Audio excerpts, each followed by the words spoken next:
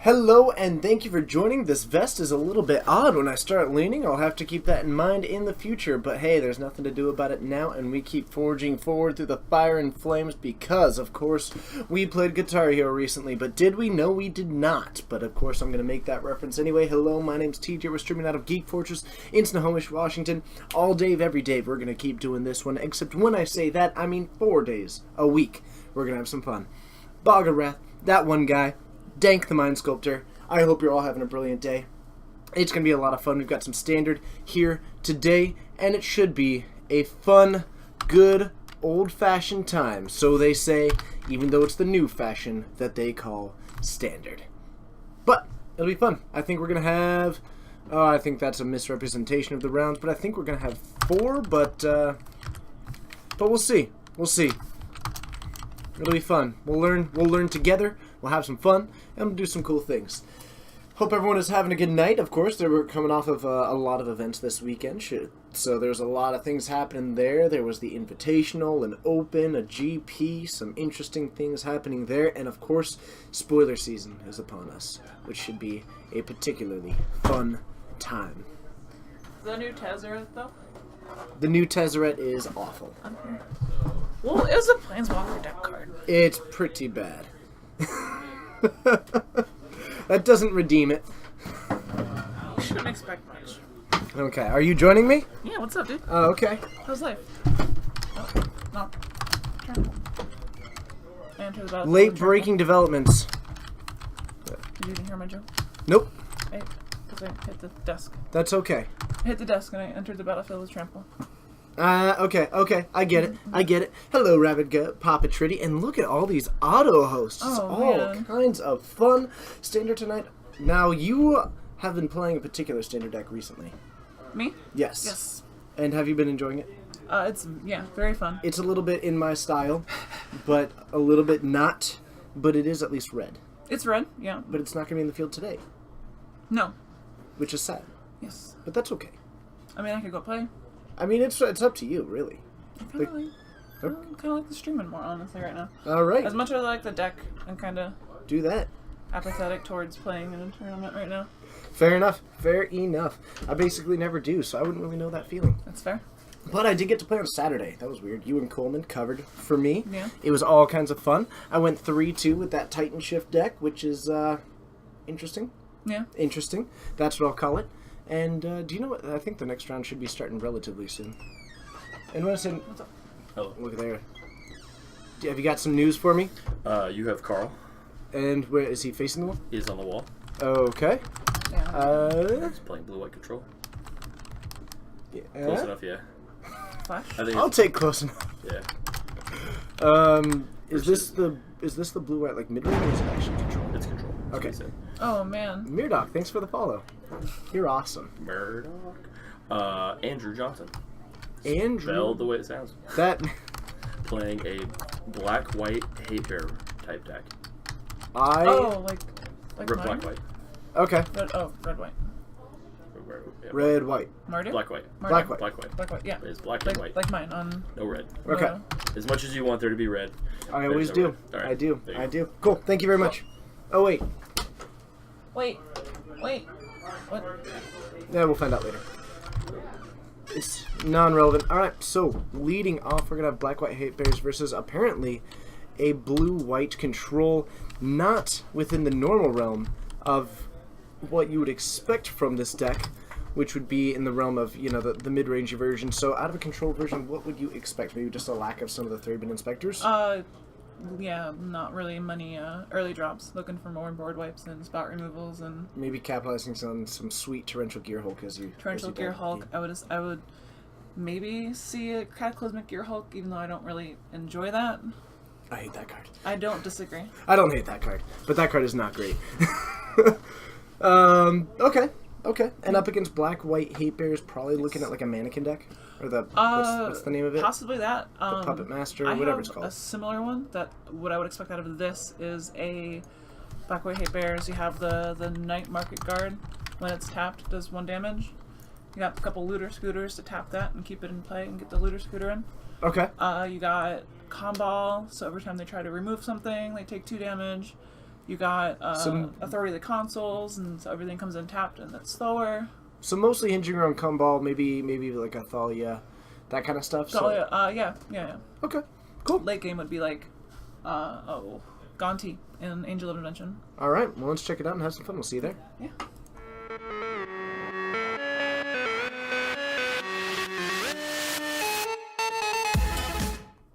Alright, so these players getting set up here on the right. We've got Andrew Johnson, and I forgot to change the images again because that's just what I do. Do we have Kaladesh cards yet? Yes. Nice, dude. That's Comball. Let's start with Comball. I dig it. Retoid! I don't... With the sub... You 2 months in a row. with the resub. Thank you so much, Retoid. I appreciate it. You are amazing and awesome, and I genuinely appreciate that. That is so cool that this is like our first day of resubs, and it's gonna be pretty amazing. So thank you for doing that. Big Bear, it's good to see you. I'm so glad to hear that your local store is going to do some streaming. If they ever need some help, feel free to reach out and get in touch with me. I think he gave me the wrong players on the wrong side. I think you did too. I think he did. I'm not a huge fan. Let's see here. Okay. I'll just let you talk about what's happening down there while I We got some lands, we got some draw pass. It's pretty exciting. Hey, what do you know? A combo. Coming down immediately. I'm seeing a Thalia in his hand as well. Definitely just standard hate bear type stuff.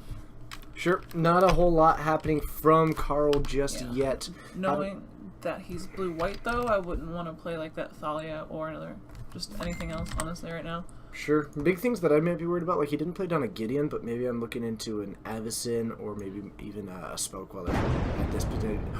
JTDE! This is a sub! This isn't even a resub! This is a new sub! Thank you so much. I really appreciate it. It's awesome seeing you. You enjoy those new emotes. I hope that you find them spicy yet satisfying. Slimy. Sure. Satisfying. Thank you, everybody. That's awesome. Okay, so 5 mana. We are going to kick it off with a Fumigate Early of all Fumigate, things. losing 1 life to It's a fairly aggressive Fumigate. yeah. And it's not like it's instant speed, so that Torrential in his hand isn't going to be hitting it. No, I would have much rather seen something like a Stasis Snare come down earlier, Yeah. or a Spell Queller to take it down early, or even something like a Reflector Mage becomes a really nice option, but going for a Fumigate there seems really, Yeah. really aggressive, but I think I see actually another This is Fumigate. a little like mid-rangey from the Hate Bear side as well. Yeah, and I think actually Carl's got another Fumigate in hand. It's going to line up really nicely against, I guess, the other Gumball. And tapping... So, super small point, but I would actually rather see Andrew tap, leaving up the 2 Shambling Vents. Oh yeah. It's a really small thing, but it can represent white spells, it can represent Grasp of Darkness, it Sure. can represent... I think it's just the matter of, while it doesn't matter, Andrew knows that, Carl doesn't, if you leave those things Yeah. untapped. Yeah. How's everyone in Washington today? Washington is great. It's starting to get in a little bit in the snowy territory. I'm loving it. Sonori, have a good night. Thanks for stopping by. But it's good here. It's good. It's good. So the Kambal, I'm not sure if Carl really wants to waste another Fumigate on this, and it doesn't line up super well. The Torrential Gearhulk is an option, but Carl actually hasn't really put anything into the graveyard yet. Mm-hmm. And lining up with 2 of those plus just sorceries, Carl's in a bit of a rough spot. I think his ideal situation at this point is a world in which Andrew actually attacks with the Kambal, and then Carl flashes in his Torrential Gearhulk for almost no value, actually. That's what we're about to do. Takes it down with a block, and then attacks back at the Obnixilis. Yeah. And it looks like an okay line here. It's not your most ideal Torrential Gearhulk, Sure. but a Flash 5/6 is sometimes a Flash 5/6. It's a giant Pit Viper at that point. You see them by asking, and then I put them like that, and we're working on more. I don't necessarily even know that this is a Hate Bear deck.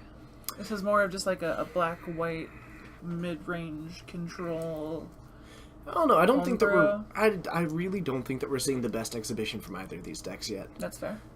I see a Linvala actually in that hand, and this That's one. not Hate Bear. This is this almost, yeah, I'm gonna say maybe even into like attrition level, Yeah. because this is a deck that is just Kambal, incremental advantage. Yep. This this vampire 1 life per turn is just that incremental advantage. Yep. Andrew is really looking to maybe stall the board more than anything. That Linvala really shows that. That Deck and Stone isn't a great indicator, but it's removal. Actually holding a dead weight in hand for that early interaction. I can't quite tell what that 3rd card is, or that last card is. Immolating Glare. Oh, okay. Or the one behind it. No, that's the Linvala. Yeah, so I'm seeing Immolating Glare as well. Okay, so yeah, that It's Immolating coming down Glare even. is going to come down, target that, and Carl just not packing any way to interact with this, except to his Blessed Alliance, which is kind of mediocre at this point in the game. This Yeah. is not the matchup where you want it. There's not a lot of attackers coming in that are relevant. The 4 You're life... not even going to be attacking. You shouldn't be attacking with that vampire anyway. I mean, open mana. Like, he learned his lesson last time, and Yeah, now okay. you have that consistent pressure. I have to agree that it's likely that this is just going to become a pretty slow grind fest on Andrew's side of the field, which is pretty much right where he wants it. Scarlet Spud, it's good to see you. it is. Crazy. You tried, Bog of Wraith. You tried. And I like your effort. But unfortunately, you do have to be sub to use them. I appreciate the effort. So, because it means that you at least wanted to use them. Yeah. We're going to try it again, going for the Blessed Alliance this time. And Gaining actually, 4 as well. I kind of like this play, but more from the perspective of this just gives Carl something in the yard. Yeah. Like this Linvala, actually just turned into the better version. The Scarlet Spud with the resub! Woo! Whoop, whoop, whoop! You're awesome. You're amazing. You're a rock star. And all kinds of awesome. Bog of Wraith. It appears that your subscription may have expired. We're right up on the 1 month. Yeah. Fumigating for the Linvala. Woo! I don't hate that, actually. It's If we have nothing rough. else in hand, I think I'd rather just not have see the Linvala untap. Yeah, but the Linvala didn't have the 5/5. That's I fair. think this is more an issue. Like, I would have taken the hit there Yeah. because I would much rather be in a place where I take the hit for 5, but if I draw the other land drop, then what I can do is start going for this Torrential Gearhulk into the Blessed Alliance, have him sacrifice that, and I still have this. Is that a thing in the ice? Or is That a is likely a thing in the ice. If he's a And blue-eye a control deck, it almost certainly deck is. full of board wipes? I actually don't hate it. That's probably why he uses using them early. Correct? You would probably play this down early and board wipe the field either. They're both of those cards are meant to control the board. Sure. And I think it's just- just two different ways to utilize it. Yeah. Hmm. Anticipate end of turn. Okay. Finding a nice solid 3 lands. Yeah. The prime ones do not auto resub. There's our thing.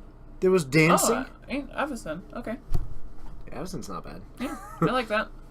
That doesn't die too.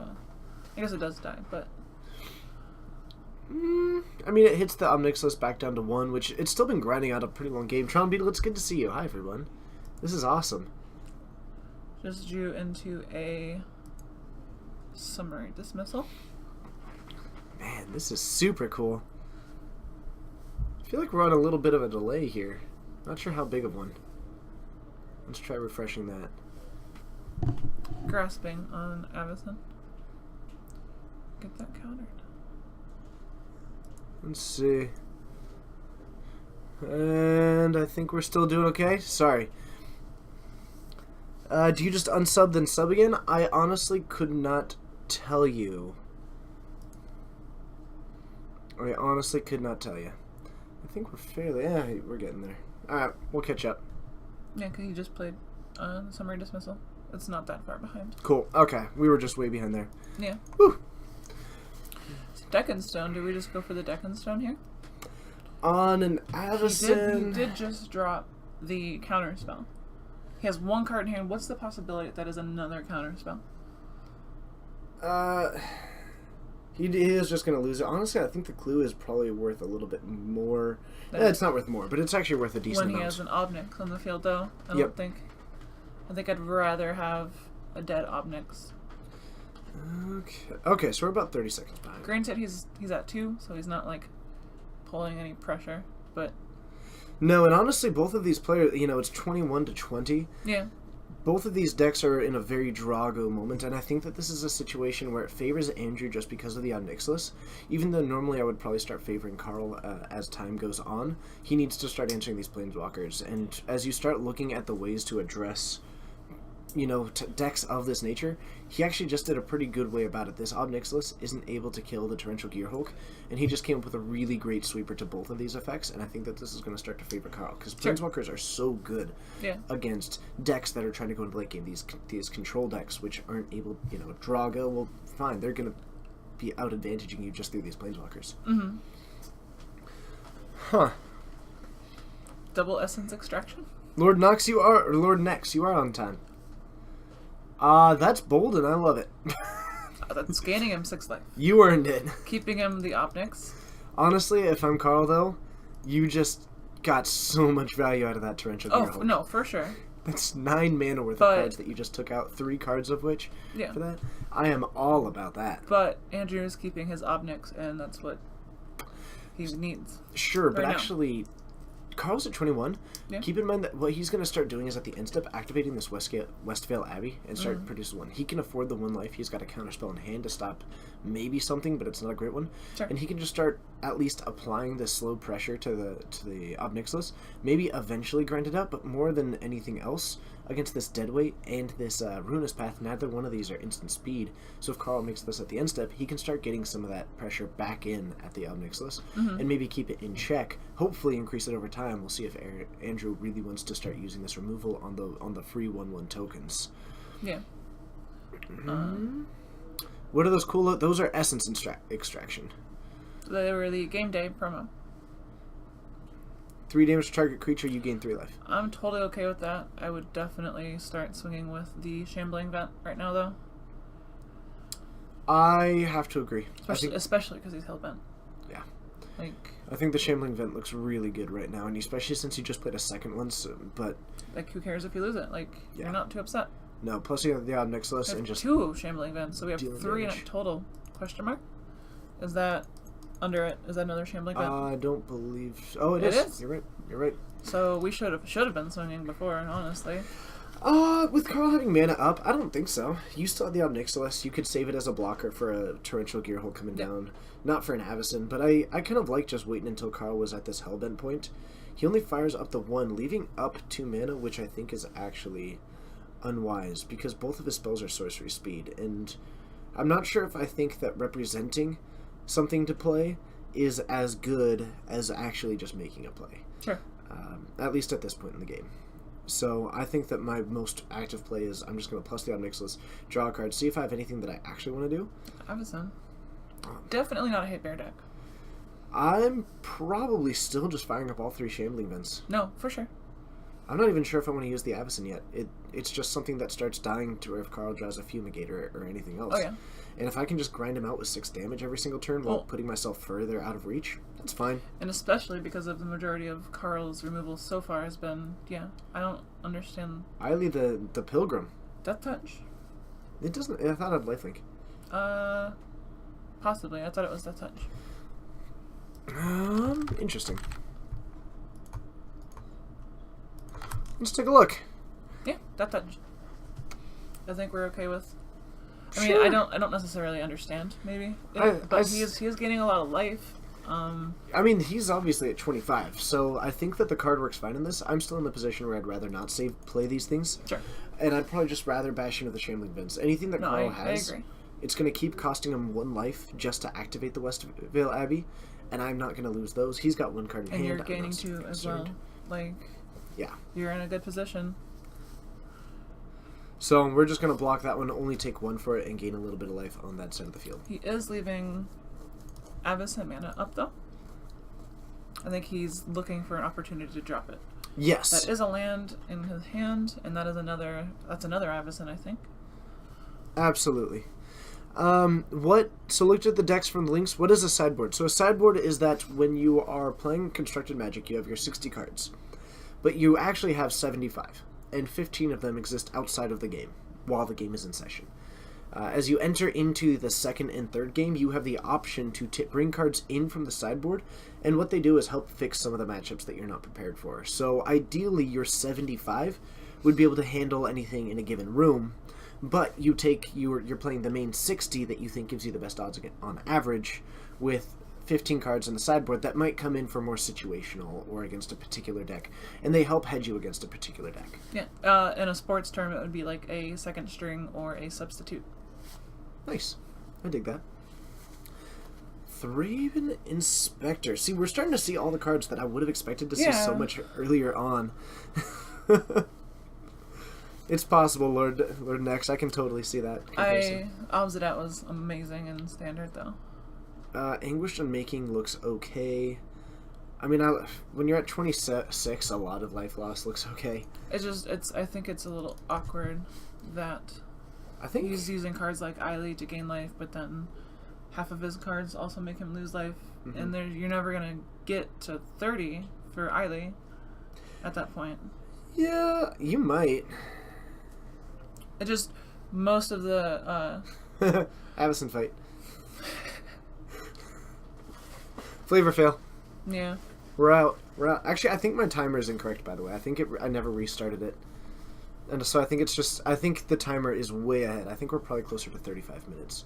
But you might be able to take a quick glance out the door and see if that's correct. 32:45. Okay. So we'll just go to that.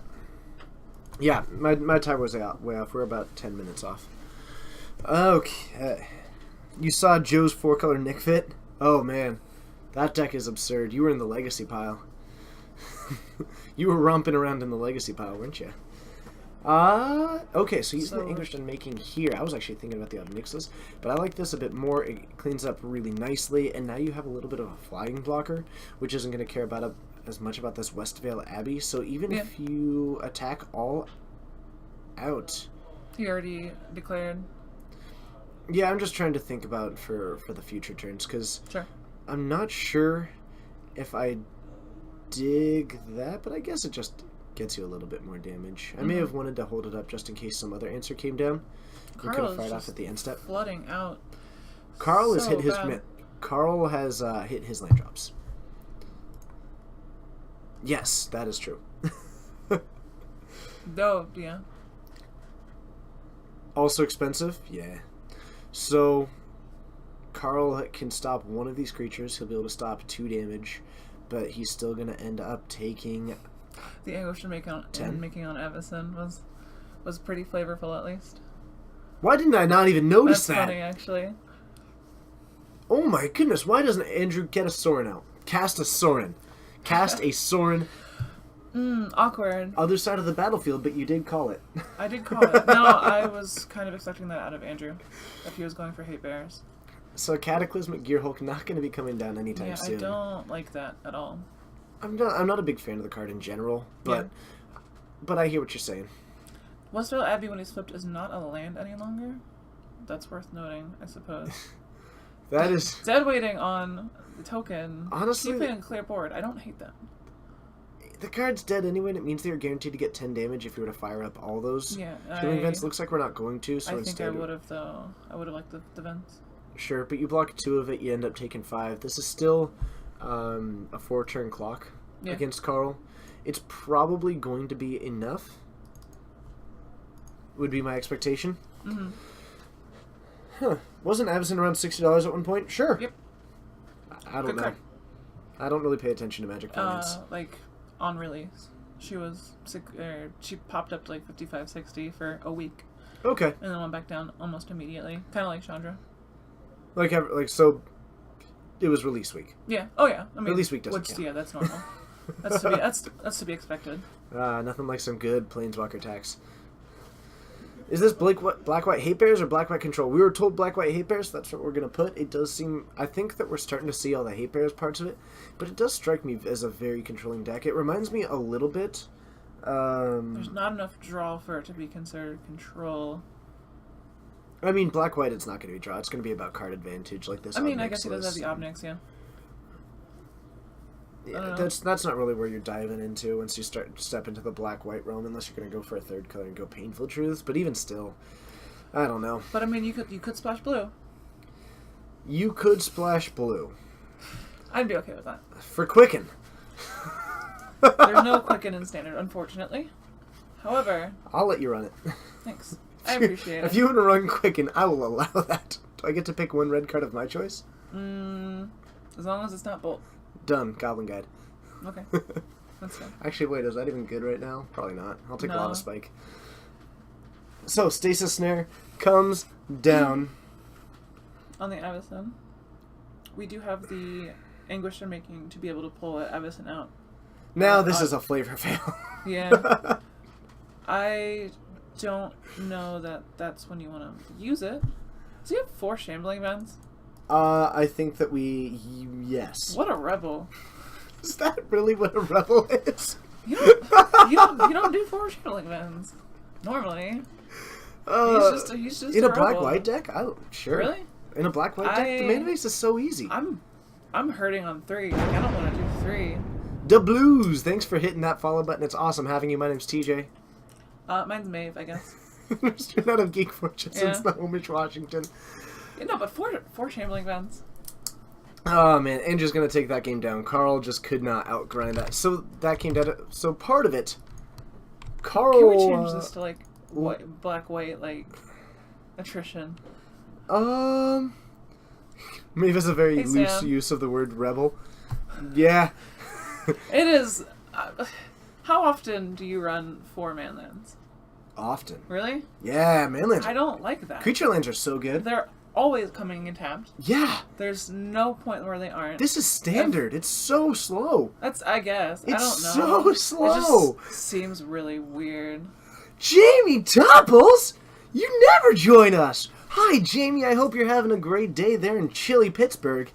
Ah, good to see you. Hi, everybody The else. dude, I run Authority of the Consoles instead of Thalia, and then I have a lot of drain stuff, just stuff that makes paying any sort of life kind of hurt. Ah, man. How exciting. But yes, we have a new overlay, and we're into a new month of subbiness. which is kind of exciting. So if you would like to, always remember to resub if you'd like. I don't really know how to pitch that, actually. Yeah. I don't know. Where you be? I don't know. I don't know. Do we play EDH at all? Every Saturday. She plays a lot of EDH. I'm working on my 6th one. Don't really. He I has, do. He has a pre-constructed deck. Yes. And that's pretty cool.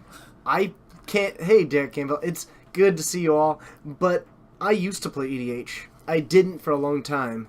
And then I started, like, kind of playing it. But now, if I start changing the deck, then I'll get weirdly competitive about it. And that's not what I'm in EDH about. So I'm just leaving the Precon as the Precon, even though it's running the 2 worst cards ever printed. Ever. Yeah. Ever. I don't know. There's no one with nothing. A lot of the people playing and watching the stream play EDH and have decks, but not on stream as of late. We never play EDH on stream. We've never played EDH on camera. I have tried to get him to, but at that point you need to mic the camera area, and that's a hassle. That's a hassle at that point. I will say that it is becoming more likely than it ever was. Will that please you? Sure. It, like, with getting the second feature camera, Yeah. it means that we would have potentially the ability to take both images, combine them into a singular image, and potentially do multiplayer things. Yeah. It's still very, very unlikely to happen. Yeah. But it might.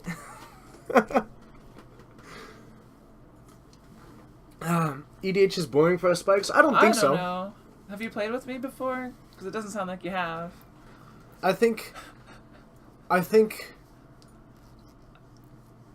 EDH isn't so boring, it's that I have to go into it with a completely different mentality. Because if I go into it with the same mentality as the person who plays Burn in every format and is, like, looking to always win when I'm playing, I mean, then I'm going to have a terrible time in EDH every time. that Yidris deck is pretty much the closest thing to Burn in It's close. EDH. You can't do like burn, like spell burn in EDH. I've tried. I mean, you can. Okay, so let me rephrase this. You can. It's just it would be a combo deck at that point, more than a burn deck. No, I actually did try. It was so bad. Yeah. Well, no. So it's terrible. So from the Idris, It was proud. you get all the cascades. You push out so much value so quickly. If you get board wiped, then you're set back. But 11 dot? Yes! Yes! Burn is competitive in every format. Don't you tell me otherwise. I won't believe you. Yes, the new layout is awesome. I like it a lot. yeah, there's no bolt in EDH. I've played it in more than one occasion. And yes. Why? Why? Because I'm me. That's fair. Yeah. If you want to talk about playing cards that you like in EDH. There you go. That's super reasonable, Tron Beetle. Mostly it's that I don't have the time for EDH more than anything. I'm working on trying to make more of it, but it's difficult. Alright, so heading into a game 2, Carl is going to be on the play, looking for significantly less land, significantly more instance at the early part, like Glimmer of Genius, anything that allows him to start getting value from these Torrential Gearhooks, which were so mediocre last game. On Andrew's side of the battlefield, almost the exact same situation, except what he's just looking to do is maybe curve out a little bit better against this deck. Yeah. Carl revealed that basically until the late game, he's not going to be doing a lot of work.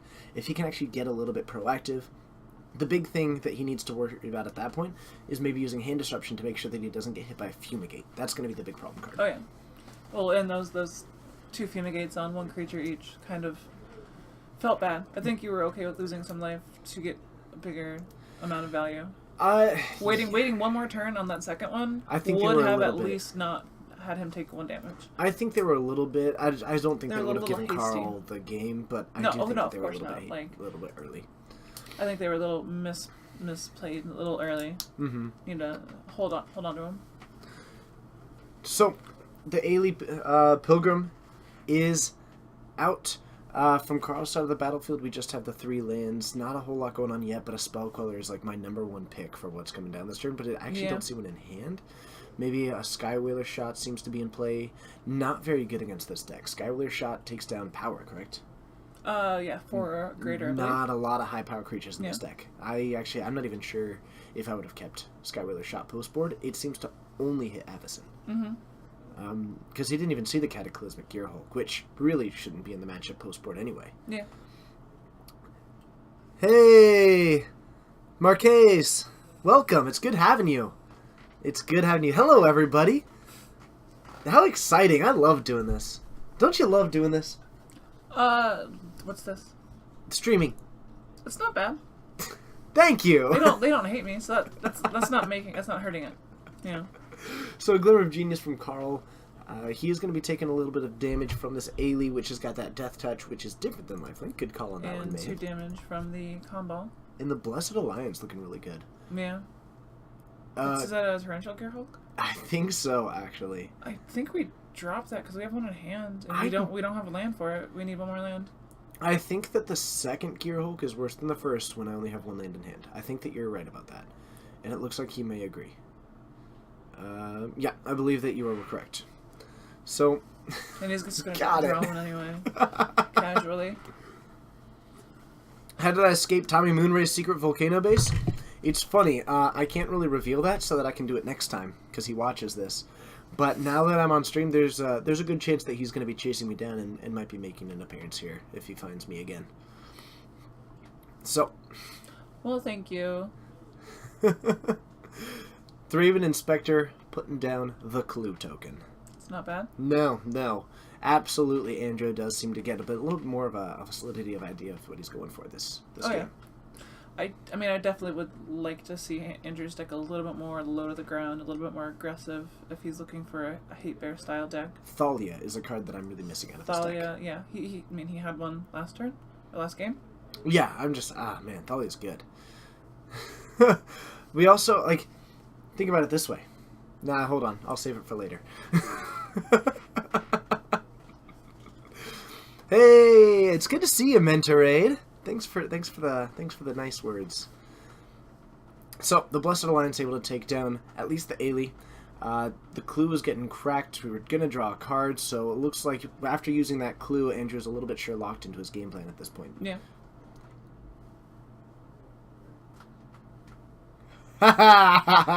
Yes, I did, Hero of Time. Wait, what? Yes, I did. It looks sweet, but I don't play foils. But that being said, it looks really sweet. The Wait, new there's Inkmoth a Nexus? new Inkmoth Nexus? Yeah, it's the new... I didn't see it. Oh, Is it's it- sweet. It's is the it new like World a- Magic Cup qualifier Oh, promo. okay. The art's a little bit different. It's all shiny. They came out really nice. The art's actually quite good. I'll show you after the stream. Sure. If I remember. So 2/3 Inspectors, not great for applying pressure. No. Carl is one, he's an untap away from starting to utilize this Westphal Abbey, but honestly, I might just be afraid of something like an Avacyn. The big thing is that these Thraven Inspectors, I might just swing in with these ones a little bit recklessly because I don't really You care don't care about them, yeah, no. They've done what they needed to do. And they also make it to... no, that's not true. I don't know. So, That combo needs to go, immediately.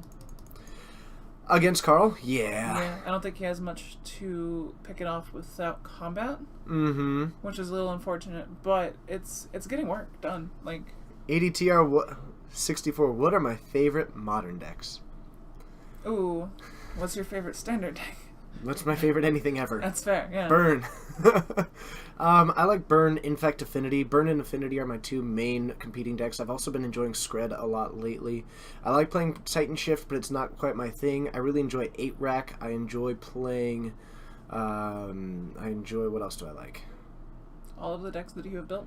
I like all the decks that I've built. I really like Merfolk Yeah. a lot. I like Jund as just a work of art. Lantern Control is a work of art, absolutely. So, Obnixus is coming down. We're going to go for the Torrential Gearhulk into a counterspell on it. And that's gonna knock Carl down a little bit. Yeah, another 2. Okay. So, we've got that Andrew just sitting at 22 at the moment. It's my favorite blue sorcery. We do have Deckenstone in hand, though, for Andrew, so I think that'll be... Coming down the Torrential. Yeah. It seems like an okay use of it.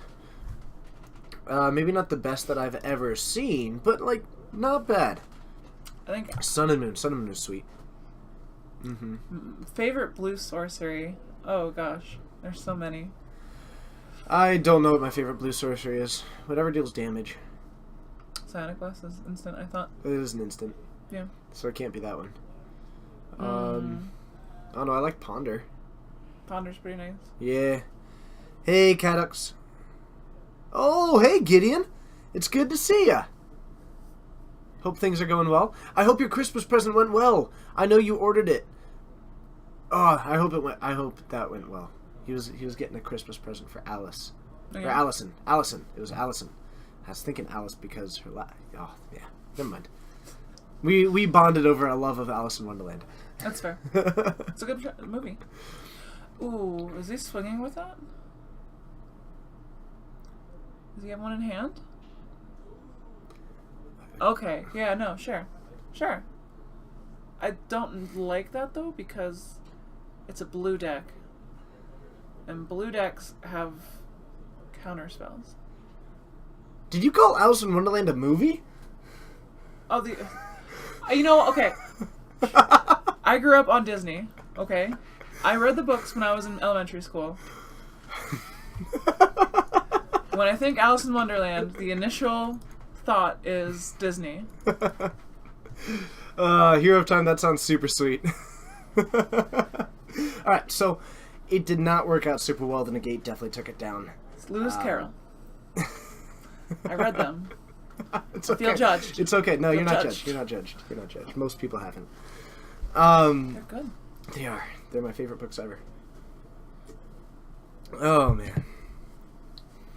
So, 2 Shambling Vents out, not going to be doing a whole lot of work. Carl was starting to get a little bit aggressive, and honestly, the block seems a little bit odd from that Thraben Inspector. Yeah, and drawing the Cataclysmic feels terrible right now.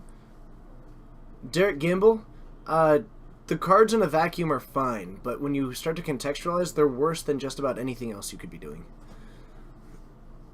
Like, the problem is, like, every Planeswalker is fine in a vacuum. It's the context that makes them weak. And in the context of Standard, there's just better things to do. I don't hate the Ajani. That one's not the Planeswalker deck. No. Oh, the other one? The competitive Ajani. I'm not thrilled with it. It's pretty Well, base. in the context of a Naya Humans, Naya... I don't want to play a 6-drop then. Well, okay, mid-range. Naya mid-range. Still don't want to play a 6-drop. That's just me. That's just me. That's fair. That's Okay. just me. He does the same thing that every other Planeswalker does, which is he pluses for card advantage, he minuses for removal, and he's got total overkill for the ult. Yeah. Like, Wins the game. With the ult. I mean, not guaranteed, but It's pretty +5, solid. +5, and trample, right? Yeah. That's pretty good. Yeah. So, a Cataclysmic Gearhulk in hand, still not doing a whole lot from Andrew's side of the battlefield. I think I would have sideboarded that card out in that position, but I think Carl's actually looking to take this game. Which one? Andrew, Sorry. he's got the Cataclysmic Gearhulk in hand. Oh, yeah, no, that's... So we have an Avacyn coming down, and from Andrew's side of the battlefield, he's got a Essence Extraction and a Cataclysmic Gearhulk. Neither one of these affect the board at all. The biggest thing that you have right now is a Shambling Vent to get in the way of this, and I think that your best case scenario is to, and I think that you need more mana. So if he plays out... This Chandra was... Actually, you know what his out at the moment is? Is to block... Ooh, see, this is not going to go the way that he wants it to. He thinks he's gonna... Or... It's gonna get counter anyway, but he thought he was gonna get one of those 2 creatures, but one's an artifact. So you choose that one as your artifact, you choose Yep. the other one as your creature. Would not have gone the way that you wanted it to, but it looks Correct. like it's not going to be overly relevant anyway. Yeah. I think what I was thinking is the only way to make one of these spells in hand is the Essence Extraction, is to actually leave everything untapped. When he attacks with the Trencher Gearhulk, activate 2 Shambling Vents, block, and then they go for an Essence Extraction. But again, just like we saw earlier, against a deck that is iconically counterspell based, it's a risky play. Sure. And what we just saw now would have happened. Yep. So, definitely not a whole lot of good happening there. And- And we're just going to bash in for what appears to be... We're going to go down to 3 Yeah. Essence Are we going to... We're gonna try to chump here. Honestly, I feel fine with that. Yeah. Just, He's got a Jace in hand, I think. sure, take 7. We don't even want to play the Jace. Yet. I would hold off on that and save it for if he somehow stopped my giant board. So, I guess the benefit of it is that Carl is kind of running out of steam. But I think the biggest benefit is, which he could have played it next turn for a pretty close benefit, is just using the minus ability to bounce a creature if one is going to get in the way of these. The big issue with that is that it only hits like the shambling vents, and it doesn't It hit wouldn't, those. yeah, sorcery speed. It's Exactly. awkward. I don't know, I guess I would have just kept it to be able to bounce something when he dropped it. Mm-hmm. But he's going to drop the Obnix. I don't think Car cares about the Obnix, though. It's not going to do enough.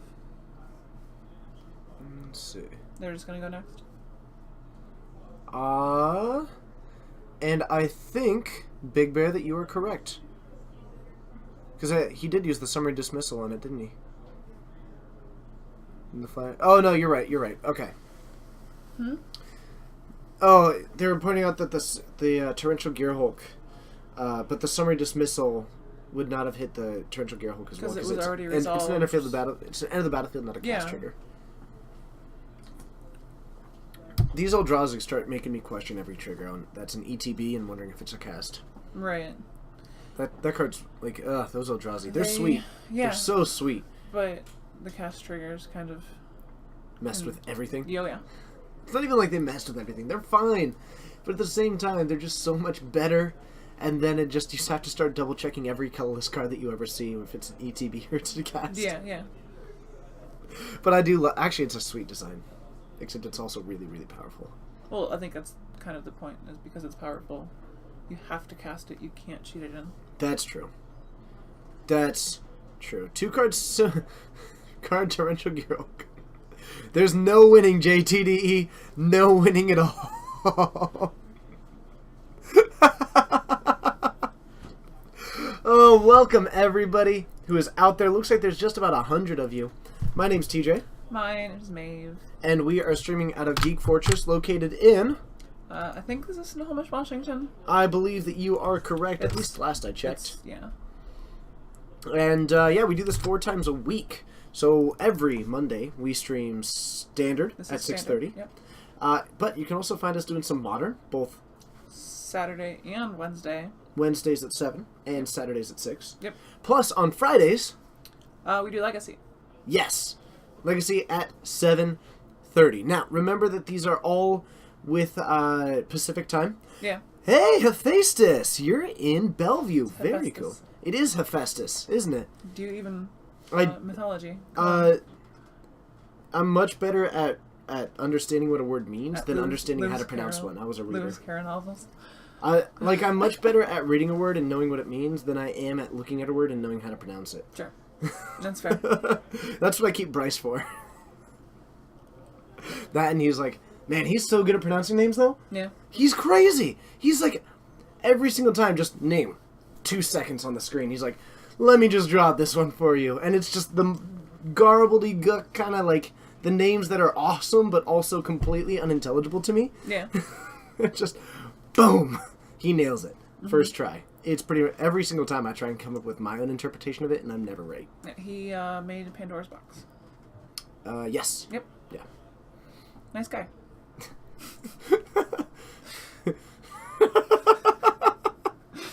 He's not awful. He's She not needed, awful. she needed a box, you know, like needed to hide her.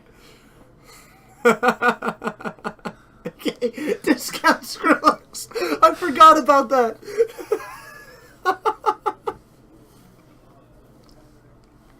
Yep.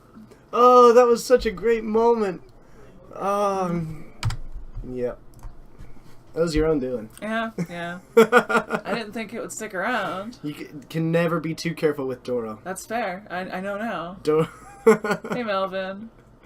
Melvin, it's good to see you. Hello to everybody who's out there. Okay, so game 3, Andrew on the play, starting off with the Shambling event. This has been a pretty consistent play for him, and it's honestly a pretty solid one. They've been decent resources throughout this game. A little bit. I think we're doing okay here. I think we're missing the Still third don't like land. 4-man lands. We're missing the third land. We're on a mulligan, and now we're about to drop Athalia. And actually, I kind of like Athalia. Carl's been showing a lot of non-basics. Yeah.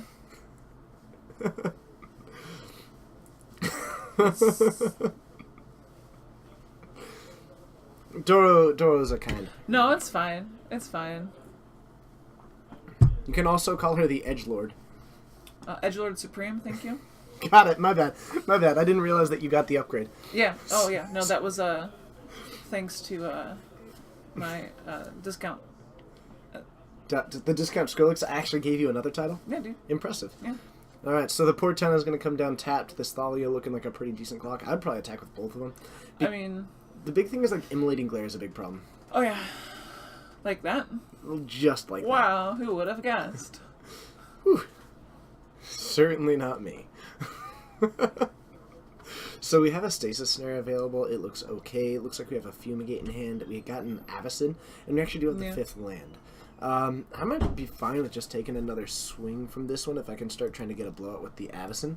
We have 2 Avacyns, it looks like.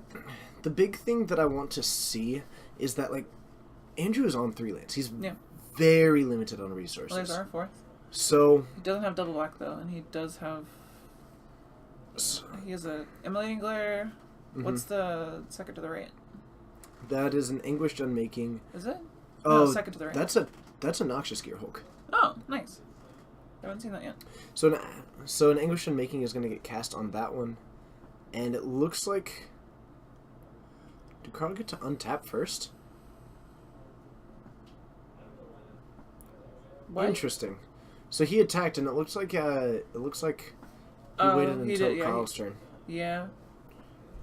I think I would have done that before and stuff. Well, the thing is that it's the exact same play that we recommended last time that he make, to try and wait and go for it at the end step, and this time Carl had the answer to it. Yeah. So it's just, I think that if Carl is tapped out, that is when I want to use it, before anything else. But in a lot of other situations, then there's something to be said for kind of waiting and trying to get that moment. We do have the double blue. We're going to go for another one of these, and Carl is doing exactly what he should be, which is capitalizing heavily on the fact that his opponent is choked on mana. Yeah. Use that counterspell as much as possible. Take advantage of it. Get the bigger spells out, because now every time that Andrew's so choked that if he's spending those resources on answers, he is not asking questions. He's got nine power, though. Right, and with every effort that Andrew puts into stopping this board, he's actually losing the ability to create a board state. Yeah, and Carl has such a mana advantage to where he can actually start utilizing both of these, and it's not even that big of an advantage anymore. Andrew's hit his 5th. Carl's still on 6, but he capitalized so big on when he had that two mana lead. Yeah, Doro, it's backwards. It should be Edgelord Supreme. Actually, there was a fight to the death in a Phyrexian arena. Did you just add sour cream?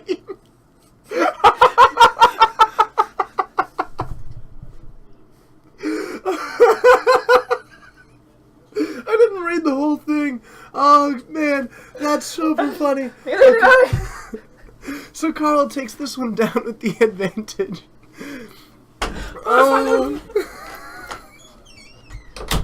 Let's go back up to the booth. We'll see you there.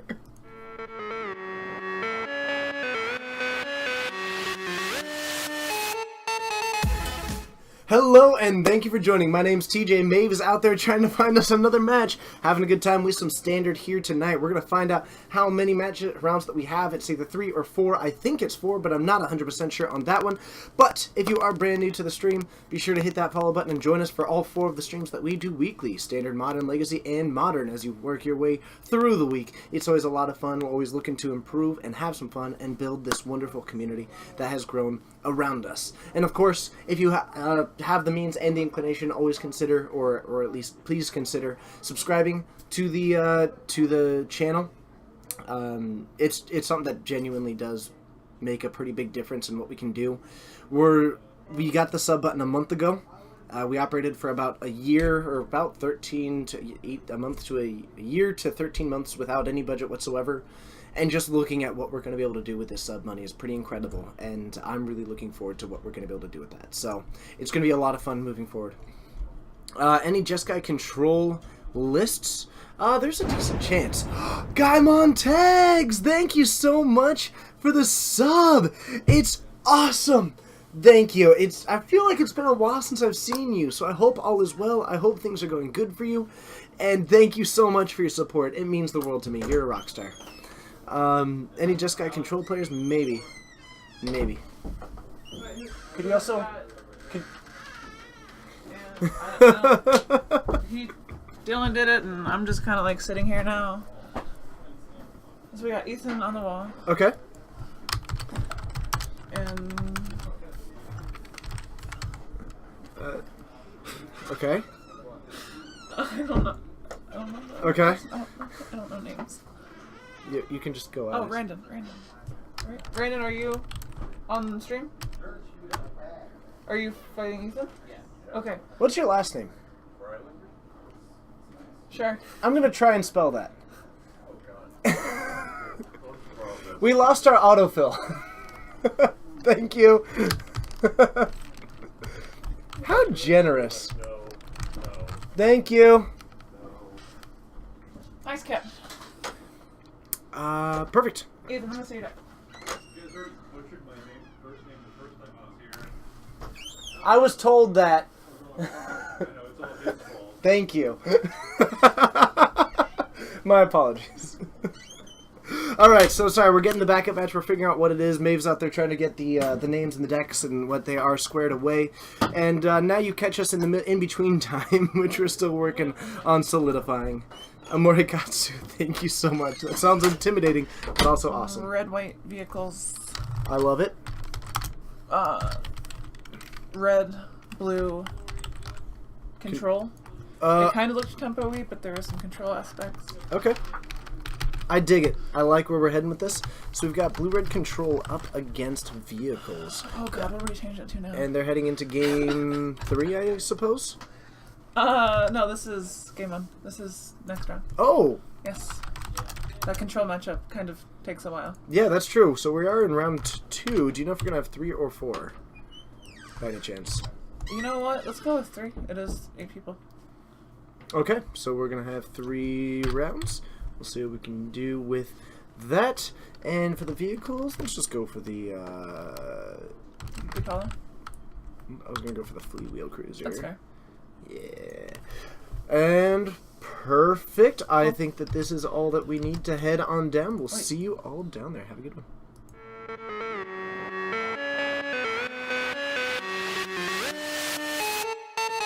Whenever you guys are ready. Okay, so our store going to be open on December 26th. I can find out. I don't know. Huh. UFO? I think so. It was partially Doro and partially, I think, a rogue sent it to me, and then Ian sent it to me. Basically, a lot of people told me I should be using 2 computers, and so we're going to try and use 2 computers because people are amazing and help us out a lot. Ryan Derlin, I totally understand. I remember you've been here for a long time. I genuinely appreciate it. And of course, all support should be within the means of the individual. That's just... I know! Being here and following is plenty of support. Don't feel like you have to. Yeah, you should see how I talk about this stream when I'm not even in front of a camera. He is like, imagine... A labradoodle? Yeah, to his master. Just like, oh my god, thank you. You gave me a treat, thank you.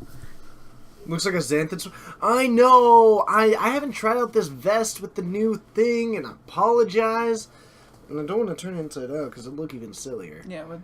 And having a vest is pretty important to me now. Is it? No. Just take it off. No big deal. Oh. Jumanji rules. Call it. You gotta call it. That dice didn't even move when it fell. Morikatsu, family friendly, please. Even if it is funny. Oh, man. Alright. Ooh, gotta fix my shoulders there. There we go. See, now it feels so weird to be without vest. Yeah. It is, man. You want a hoodie? No. Didn't think so. Well, how Thought I'd offer. How am I and my co-host doing tonight? I'm having a great night. How about you? It's pretty okay. I'm here.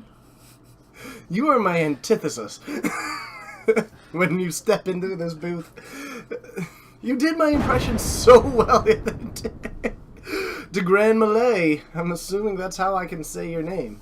Thank you so much for hitting the follow button. It's awesome having you. Let me know where you're watching from. And you know what?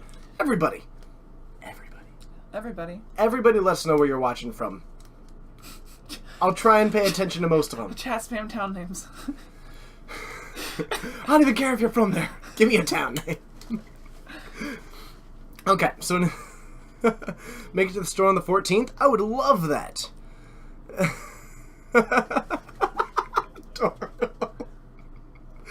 Oh man, I agree.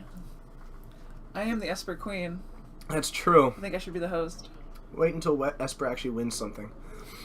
So, Smuggler's Copter on the battlefield, taking a pretty Not good bad. start in Inspiring Vintage and a Plains. Ooh, Huntington Beach, California. Nice. I have a watch that's from Huntington Beach, California, actually. Not this one, but I have another one.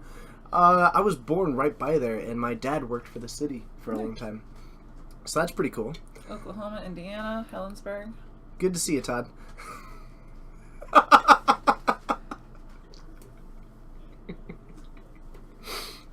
Got him. So a Veteran Explorer is going to come down on the battlefield, and the Galvanic Bombardment going to take down the Veteran Explorer. Seattle. Oh, Hero of Time. Nah, that makes sense. Good to see ya. Yeah. He comes in now again. Lafayette. Nice. Oklahoma City. Oklahoma. That makes sense. It does. I'm not sure what state is YO from YO? Hero of Time. Yeah, they're in Ooh. Seattle, but it's from... Yo. It could just be a misspelled WA. Mm, Even though they're like opposite sides of the keyboard. true, true. So, the Inventor's Apprentice able to come down, crew up this copter. Still looking to be a pretty Also rough gonna situation. get zapped. I think... We're just gonna zap everything. Yeah, and, well, that's a pseudo-fine strategy. The problem is that this Smuggler's Copter hasn't been answered. And it's this huge... Like, this is Once we land something, like, we're just good to go. everything's a threat. Yeah. Because it's not even the creatures that are hitting Ethan. It's the Smuggler's Copter. Yeah. And this is red-white vehicles. Who are we kidding? The deck is going to have creatures in hand. Did all of those have ETB effects? What did he play? The Veteran Explorer, Veteran... The first one did. The first one did. The The second second one- one did get a swing in. So he's now down to 13. Okay, sure. Yeah. I was gonna say. He also hit it with sorcery. Yeah. Yeah. So, we have got an Inspiring Vantage coming down. It is the 4th land, so it is going to come into play. Tapped. Yeah, I think that new Heart of Kiran is... I'm pretty pumped. Man, thank goodness that Smuggler's Copter isn't going to be so dominant, I because should have kept my Walker's deck around. nothing says we don't want you to have a single dominant artifact in the format, like one that is just I mean, built to beat it.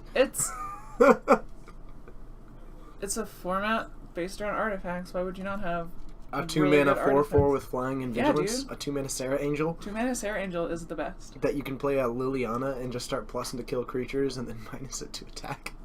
Or you can play a Nahiri and do both an attack and a block and just net 0 because all you have is a card advantage on a Planeswalker. So at that point, it's 6 mana for a 4/4 flying vigilance. No, it's Rummage. 6. Is It's it 4 Rummage? mana for a Nahiri, which is doing the only thing that you ever actually do with a Nahiri. And a 2-mana I mean, 4/4. In standard, sure. Oh no, that card will be unplayable outside of standard. No, Probably. Maybe. I don't No. know. It's a trap for control. It's not a control card, I don't think. It's a tempo card, I would say. I don't know. I'm going to put it in the same spot as vehicles now. Yeah, that's fair. It is very good with Gideon. Plus it, crew it, It's still just attack with not Gideon. something that you can generally use outside of like a Planeswalker strategy or a deck with multiple Planeswalkers in, just because the crew is 3. It's only +1 power. Yeah. Makes him Uh, look great again. I'm sorry, again? He stopped? Alright, so Selfless Spirit coming down on the battlefield for Raiden. We do have the Thraben Inspector and that Selfless Spirit, otherwise 5 lands on the battlefield. Starting to run a little bit light on those resources. We did have a Negate able to take down that Fleet Wheel Cruiser, and we also had a Galvanic Bombardment able to take down the Smuggler's Copter. Ethan up to his 5th land. He does have a I totally can't think. Incendiary Flow. Incendiary Flow, is that a Bedlam Reveler in the back there? Or There was might it? be 13th Fox! You rock star! Thank you so much for the resub! Man, you're the... You just said that you didn't have a resub, like, literally 30 seconds ago. Thank you! I feel lied to.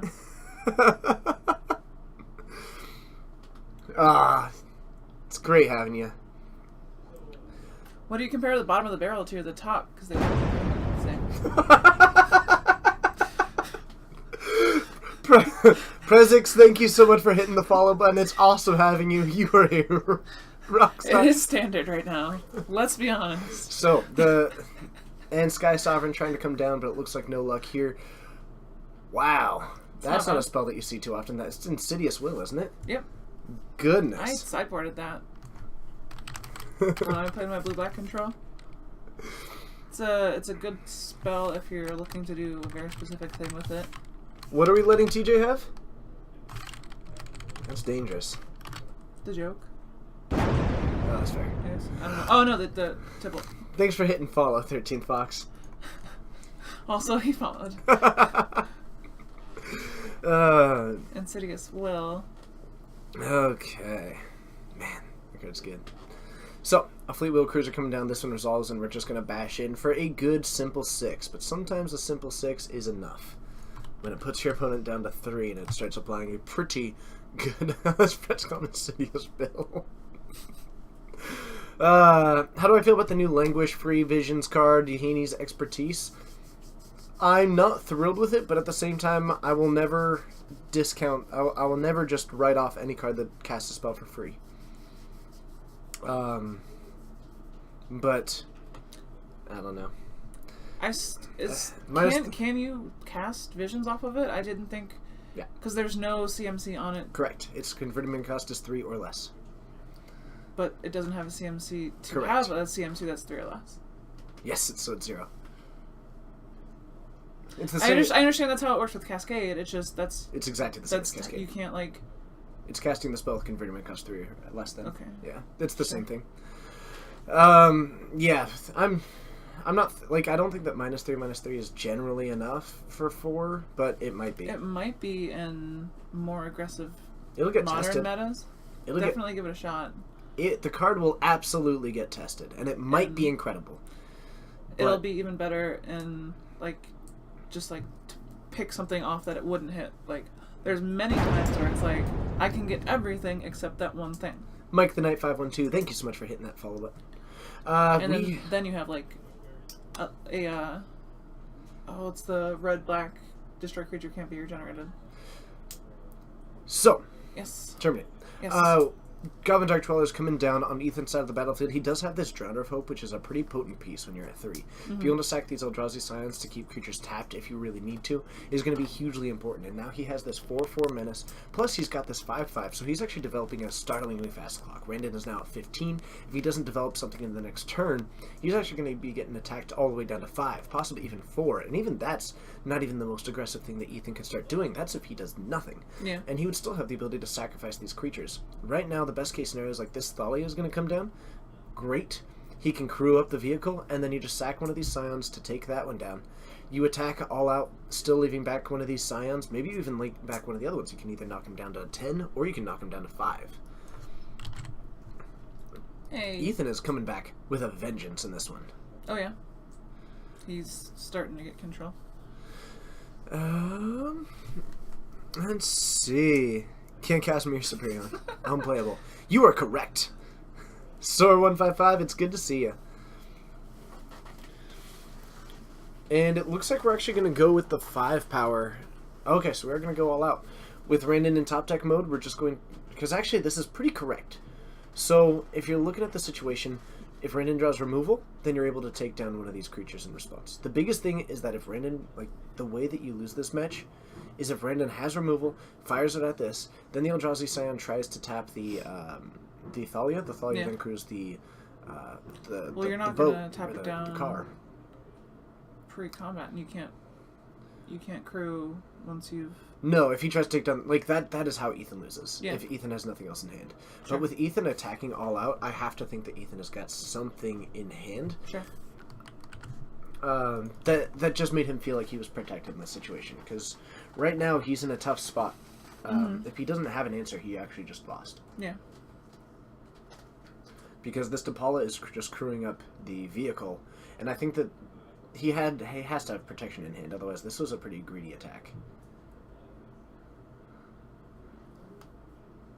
I mean, you have the menace creature, so if you didn't, you could just menace get Sure. through. Yeah, and even just knocking him down to 10, knock him down to 5 the next turn.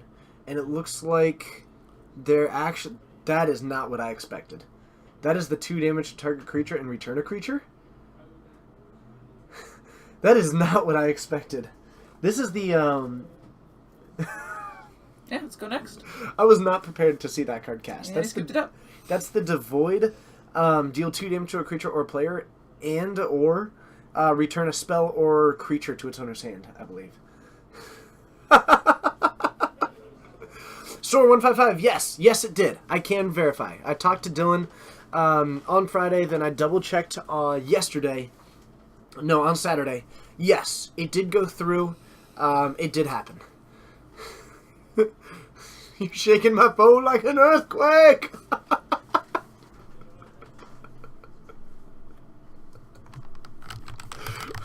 Sorry, that's just... I kind of want to start doing that now. Yeah. Yeah, I really want to get, like, hyped and just start shaking my phone like, whoa! That sounds really fun. Oh, man. Whew. So, Brutal Expulsion. And it exiles. That's 4 mana. Yeah. If it was 3 mana, that card would be sweet. That would be pretty bonkers. Yeah, kind of. It would make Jeskai a lot better, I think. We need a blowout layover, please? I don't quite know what that means. But, I do kind of... I don't know. I still need to figure out exactly what emotes that we want. We've got so many ideas. We need to start making them. If you're Brandon, what do you sideboard in? If I'm vehicles up against control... I mean, if I have any, like, Gideons, those are probably coming in. Just anything to be able to get more consistent damage in. Are we getting new emotes soon? Yes. Yes, we are. Yes, we are. And we're going to love them. We're at, like, 150, right? I can tell you where we are at right now. I think it dropped because of the resub. Like, we're at that part of the month where we haven't gotten people resubbing yet, so I think it dropped somewhat. But we'll see. We are at... Ooh, my tax documents are complete. Oh, man. I had to do more of them. And I need to do more of them for bits. There's so many tax documents. My goodness. Okay. 138. We are at 138. So we ended up losing about 14 with the crossover, probably from some of the Prime subs when theirs ended. I thought we were up on like 180, 190. No. We were at I guess unless we hit that right when you and Coleman finished. But we had a couple last night. Oh no, I think we actually ended up got to 154. But I think we ended up dropping a few of them. Mm-hmm. Yep. More threats and possible scale. We didn't actually see Thing. That was just kind of an assumption. I'm thinking it's a possibility that he doesn't have them, and he's running things like Bedlam Reveler and stuff. I was just going off of last time that we saw it, he was running it. Okay. But, or at least I think last time I saw it, he was running it. Obviously, that may not be the case any longer. Mm-hmm. So, we will see what happens. But, other things that I might bring in, a Gideon if I have Bushwhacker. it. Reckless Bushwhacker if you have it. Sky Sovereign might be... Hey, Chaseadilla! Thank you so much for the follow. That's awesome. It's good to have you. Is it like a quesadilla? I think it is. I think it is. I'm not super thrilled with a whole lot else. I'm not like thrilled with a Sky Sovereign. Yeah. It's okay, but not mind-blowingly incredible.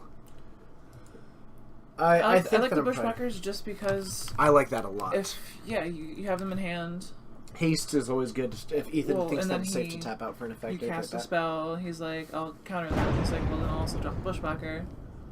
Feels pretty okay. Thanks, Sora155. Thank you so much for the donation. Hi to you as well. I changed his image, by the way, because Reveler's art is I sweet. saw that. It is pretty cool. Reveler's it's art very, is very red. yeah. I would have not guessed that. It's me. Oh man. So, kicking things off with a Toolcraft Exemplar, among the more aggressive starts. I love it. Something like a Thraben Inspector here becomes a really... Oh, so good. Like Bash that? for 3. Oh, gosh. It doesn't get any Get 'em. better. My goodness. But, oh no. This is a one-lander. I think we're okay with that. The rest of his hand matches up with The that. problem is that Ethan is on a no red. Awkward. Oh my goodness. Huh. Just getting in for 4. It's enough. That's what counts. And I think we're starting to see why we catch this hand. If there's We not like a are bunch of gonna- board wipes, Counter that in Exile. I am not at all surprised. But the lack of red mana here is a little bit surprising. A little disconcerting. Never There we mind, go. we're good. We're good. Everything works out. We need 2 for that Reveler, though. Honestly, no. Right now we've got Galvanic Bombardment and a counterspell. Yeah. Loaded and ready. I'm not anti-red. I'm just mostly against red. Okay. Let me put it this way. Red is okay. Yeah, I think Ethan just won this game. Yeah. Like, this was just On one land. Like, oh, there's 2. He does have 2. No, I mean, Raining getting a second land is fine. There's a Ethan looter is scooter starting to take he's this putting game down. over, though. Yeah. So you've got the veteran motorist. You're able to take a look and just do a little bit of scrying. It ends up fixing it a little bit. Sin Prodder is really... I really don't like Sin Prodder. It's a little gambly. I really don't like Sin Prodder.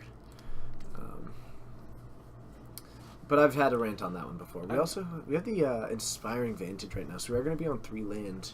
Mm-hmm.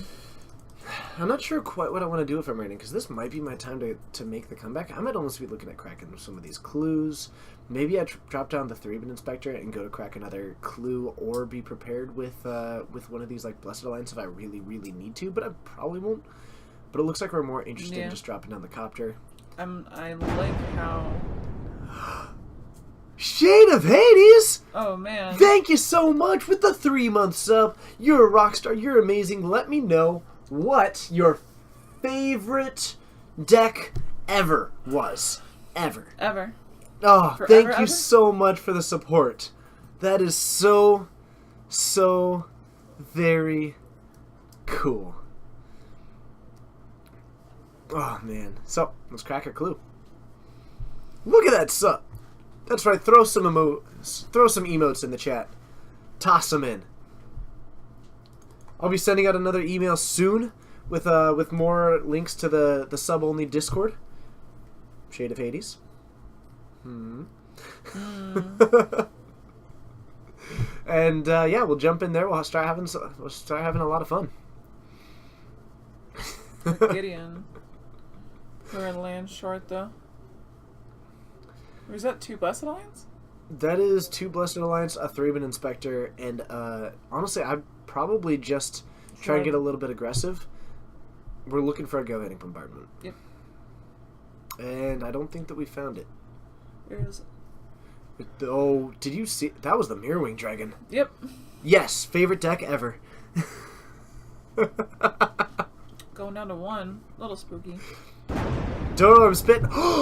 Nymphoniax! Thank you so much with the brand new sub. Thank you so much for the support. It's awesome having you. You tell me what your favorite deck ever was. That is just so... I love it. Thank you. It's so cool. I really appreciate it. It's amazing. And... Yeah. Yeah? Yeah. Yeah. Yeah. You're the best. You're the best. And we've got a game 3 out of this. Yep. Brandon never went below 20, right? Didn't know. That second land actually turned that game way around. Ethan's hand seemed a little iffy to keep. Do you see that life total just... Yeah, it was like Vegas. Oh, man. The contrast between Mavs and TJ's expressions.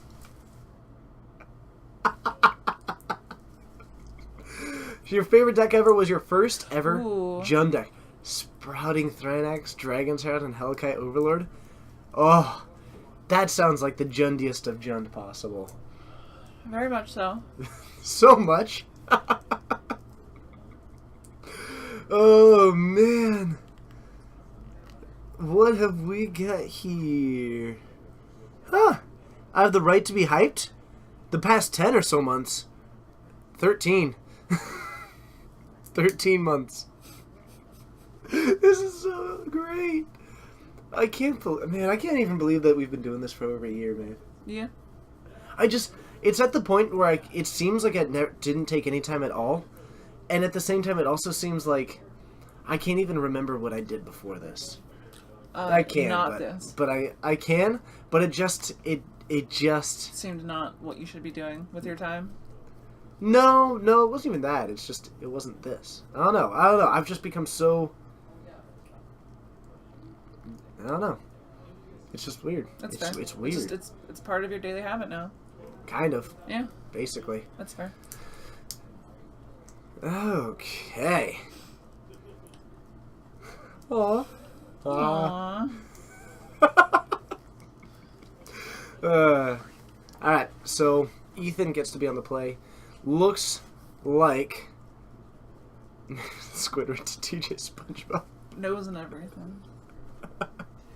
So the Inspiring Vintage is going to come down. We've got a Toolcraft Exemplar jumping in. Hopefully another 3-Bit Inspector next turn, maybe even a second land drop. And we're going to be right off to the races just like last game. But Ethan looking like he might have another counterspell. We do at least have a negate. So something like a Smuggler's Copter, not going to be the best play to make here. But it still means that you're dealing 1 damage. Looks like no artifacts to be coming down. Maybe a Veteran Motorist is the play then? Oh, now that's pretty good. I'm okay with that, considering all of Ethan's removal is zapping. Uh-huh.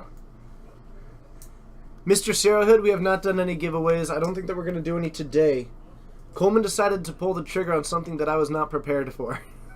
Yeah, it sounded, when he was talking about it, it was like, so that's what, next week, week after? And then he's walked back to the back and he's like, yeah, so we're giving playmats away. It's like, okay. Which I don't mind. Yeah. Giveaways are fun. And we've got a bunch planned, so they're just going to be somewhat impromptu. But it was something, yeah, we are not fully prepared for the full festivity of giveaways that we wanted. Whoa. That's a Felidar Cub. Not what I expected to see in this matchup. And I'm not honestly sure what it's... And the 3rd Inspector. I'm not even sure what it's in to hit. Getting 3 damage in. It was fun. Giveaways are always fun. What enchantment does he have? Am I just forgetting? Mm-hmm. Let's see, your favorite deck. Artifact infinite turns with Volphotic Key. Oh, man, that sounds brutal. Something is up with our audio. What is up with our audio? Let me know. So, it's possible that we're hedging on a Fevered Visions, but I wouldn't expect that out of this deck. Yeah, that would seem weird, especially when you're trying to hold stuff in your hand to counter and zap at specific times. Mm-hmm. That doesn't seem... have we seen it? Like, we haven't seen it. Yeah. Interesting. He's just expecting it because it is it, maybe? Maybe. It's possible that it's just a mainboard inclusion. Maybe it's just, maybe it's just... like a good solid... It's a bear, and... It's a bear that hedges against some random things. Maybe that's what you're just looking to do. That's fair. Yeah. Could not tell ya. Hey, Slowly Crashing, good to see ya. The master of giveaways, as it would seem. Yeah. So.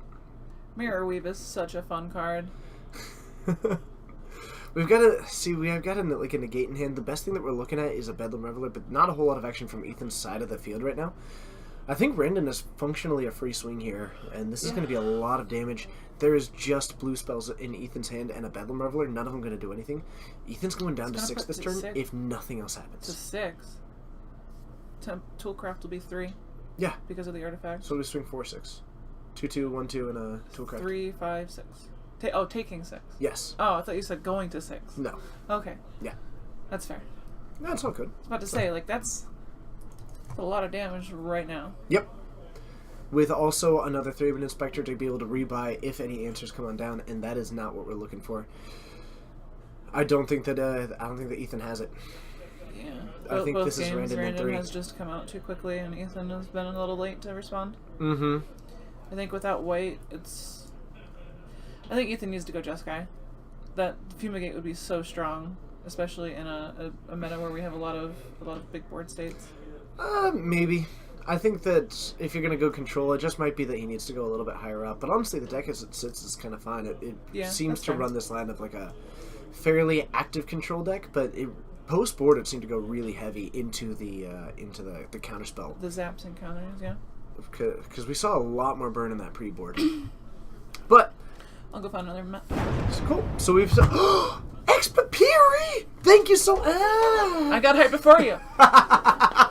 Thank you so much for this. It's great having you. You're amazing and welcome, and you're awesome, and the support is so much appreciated. We're gonna head back up to the booth, but while you're there, let me know what your favorite deck ever was. I'll see you up there.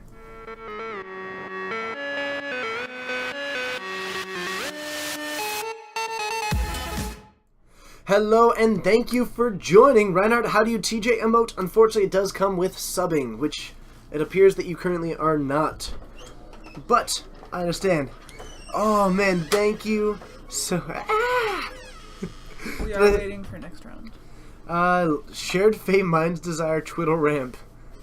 That sounds no win combat your opponents. An absolute. That sounds really fun. It's such a classic. Did I see the new Aether Revolt spoilers? Thoughts? Yes, I did. The vehicle is good. Everything else is moderate to moderate plus. The free spell one is, I don't know. It'll be worth looking at. It will get tested. It's not an auto include right now. I mean, most cards should never be auto include just because you saw it. People are gonna do it anyway. Yeah, that's fair. That card needs to be tested though. Free Definitely spells, needs to be tested. never discount free spells. Sure. Never discount free spells.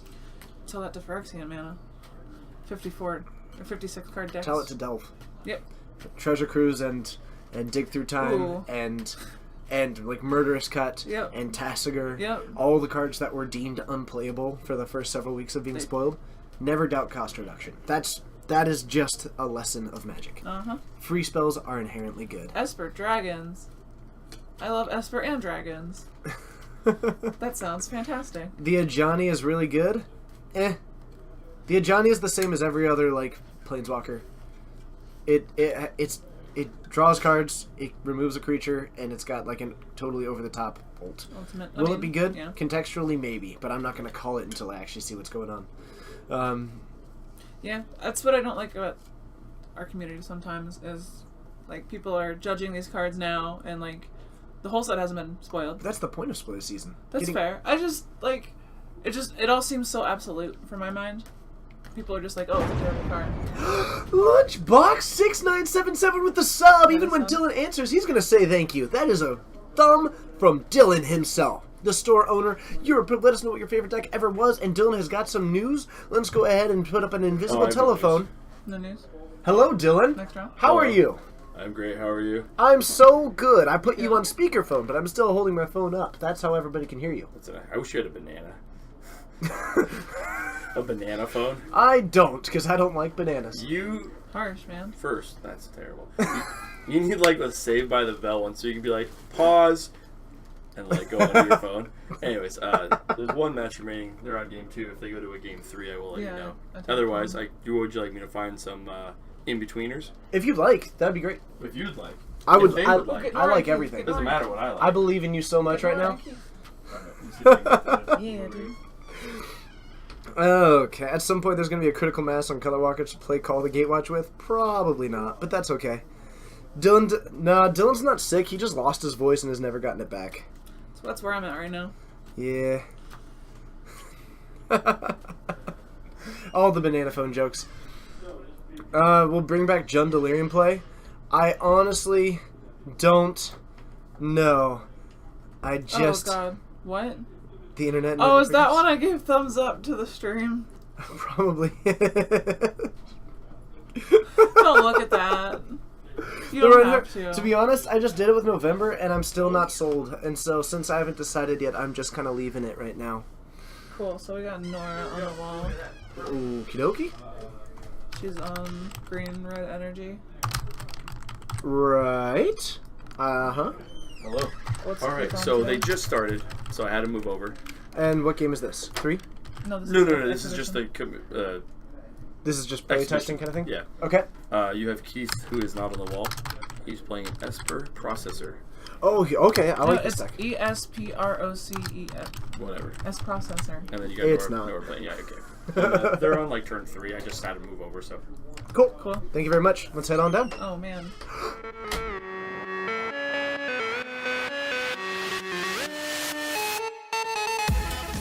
All right. So we are heading into this one. We are on the turn 3. What? Hit save.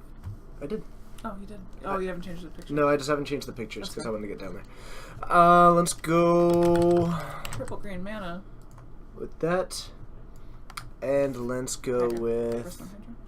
I was gonna go with the Pummeler. Sure. And she just played it. Perfect. Nice timing. Okay. Whew, sorry, I missed some of the stuff here. The issue with Ajani is that it's 6 mana. I mean, I don't know. It honestly depends on what standard looks is like. slow. Standard might be slow. Yeah, that's what I did, the dude. I messed around with it. I had a lot of like delay and just the really jank card you never see that puts stuff in exile for Yep. a temporary amount of time. So Keith is just one Eldrazi Displacer from having a pretty bonkers Solid combo board, assembled. yeah. So you've got a Fairgrounds Warden, which is able to exile these creatures. You've got a Wasteland Straggler, which is actually able to take the creatures exiled by Fairgrounds Warden. Yeah. So what you can eventually get is, as Keith builds up this mana with the Displacer, you can flicker the Fairgrounds Warden to take down a creature, then flicker the Wasteland Straggler, getting rid of that creature to take down another creature, which allows you to flicker the Fairgrounds Warden again to take down another creature. That's the engine of this deck. Yeah, mine, I just ended up using Brain Maggot and Tide Hollow Scholar Mm-hmm. to go for the hand directly instead of waiting for things to have to come down. Bog, have a good night. Mr. Sherryhead, that is an opinion which some people have, some people do, some don't. Personally, I think that all the formats bring something to Magic, which is like a super generic answer, but I don't know. I would hate to lose any one of the formats because pretty much all the other ones would crumble. Yeah. Um. I mean, the guys from Naya, I hope they eventually make a Naya Johnny. As a quick note, this is an exhibition game, and the mountains in this deck are actually Ether Hub.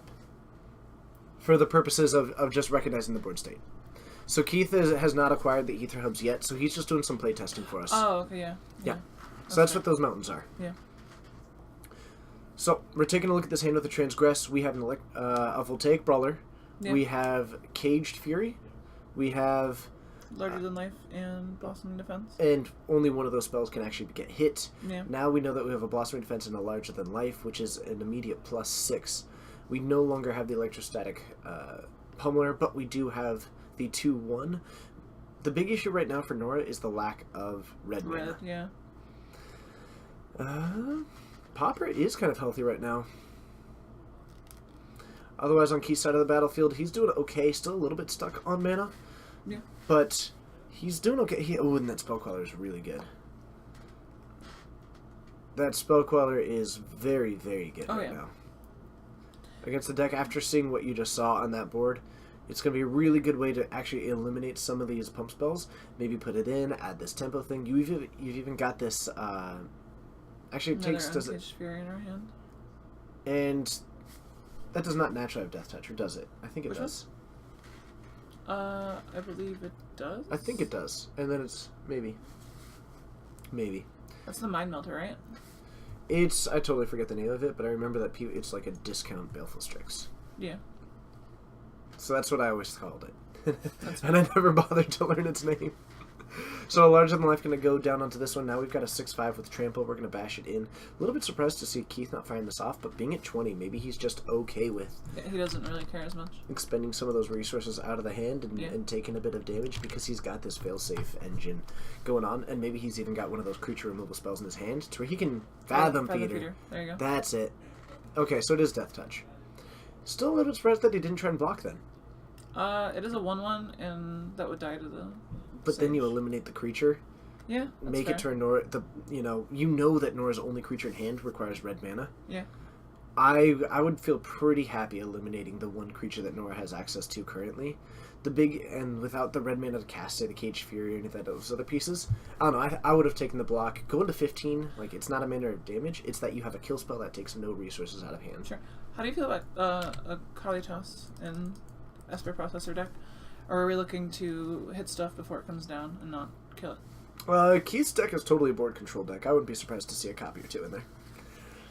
Between the Wasteland Strangler and the Fairgrounds Warden is a little bit less into that mode, but for what he's trying to do, I could see one or two. A 3/4 is a really nice way to slow down the board and give you that time, buy that time, and then every time that you get that value, you get another one of these creatures which comes up the board. Flicker the Wasteland Strangler. And it kill also something, put it back into exile, and it's just like a loop at that point. Exactly, to where you don't even have to worry about putting more creatures into exile, because every time that you hit one, it's fueling the next one. The processor is any card, though, not just a creature. Mm-hmm. So you don't necessarily care about hitting a creature, I guess. Yep. But it was just guaranteed hit. Smith, there's no real rule. The point is that your board state needs to be clearly communicated to your opponent. 90 degrees is obviously the most direct. Some people choose to do less. As long as it's clear, it doesn't actually matter. So, Fairgrounds Warden and the Wasteland Strangler going in. We're offering the trade there, and I think that this is actually a really good trade from Nora. Of all the things that you could have taken down the one card that, if it ends up gets the engine online, is going to pull apart your deck piece by piece. Yep. And that card is so underwhelming right now. You can't cast a whole lot else. You're in a situation of hoping for the best anyway. There's red mana at least. Yep. This is going to go up to 7 energy. We're going to go back down to 6 to cast a Voltaic Brawler. Yep. Though actually, then we go up to 8. So, I guess energy is all over the place right now. It basically looks a lot like my... He does have that spell caller, though. Not that she knows that, but that feels terrible. Yep, and that's... Finally get something to play, and... That should lock out this game. Yep. Except, actually, Keith doesn't have the white mana. Oh! He's out of energy. Yeah, he is. You're right. So maybe you don't use that one. Except he's got a counterspell which will force to pay extra mana. No, that's Void Shatter. That's just... Oh, that is just... Yep. You're right. Still going to be pretty solid here.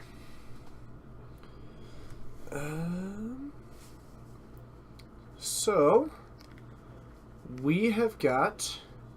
Yeah, I think Keith is pretty close to locking this game down. Even if it's just 3 damage, this is a 3-turn clock. And we know from Nora's board state that this is a deck that is already light on creatures, but functionally running pretty light at the moment. Keith has got an island in hand? Creatures, yeah. It's almost like a 20-20-20 deck. Okay. What are the pieces of paper on those mountains? Those are pieces of paper indicating that they are in fact ether hubs, because this is an excavation match. Good question. Good question. What decks are we both playing in Standard? I have Saffron Olives, Reckless Fireweaver, Panharmonic on deck. I don't. Because... I play Standard. Well, there's no point to me building a deck because I'm back here for all of our Standard tournaments. So I don't play it anyway. I only build a Standard deck if I'm going to a GP, which I might have to do this coming year. Oh man. There's a chance that I have to do... I don't know. There's a small chance that I have to go... Not have to. I might go to Pittsburgh in February. Maybe. Mm-hmm. The big thing is that it's the weekend before Vancouver, and I'm not sure if I'm going to be traveling 2 weekends in a row. That's fair. But I do want to go to Pittsburgh, so... I don't know. Maybe. And it means that I'd be putting together a Standard deck for that. Mm-hmm. Okay. So, we've got a Mana Dork on the field. We do have this Fathom Trawler, which is going to be doing okay. You live in Pittsburgh? I know! Crazy. Is Coleman done with his Monored Eldrazi list so we can see it? I think he posted that, actually. We'll see if I go to that one, then we'll have to meet. But I'm honestly not sure if I'm going to, because that's an expensive trip to take right before an expensive trip. So, I don't know. I gotta take a bit more of a look at the plane tickets and the cost of the GP. We'll see. We'll see how impulsive I get. UFO, I hold that hope out with every set ever. Okay. So, we have got... oh, yeah, totally. I'm not sure what Keith is going for at this point. He's not really at a negative position.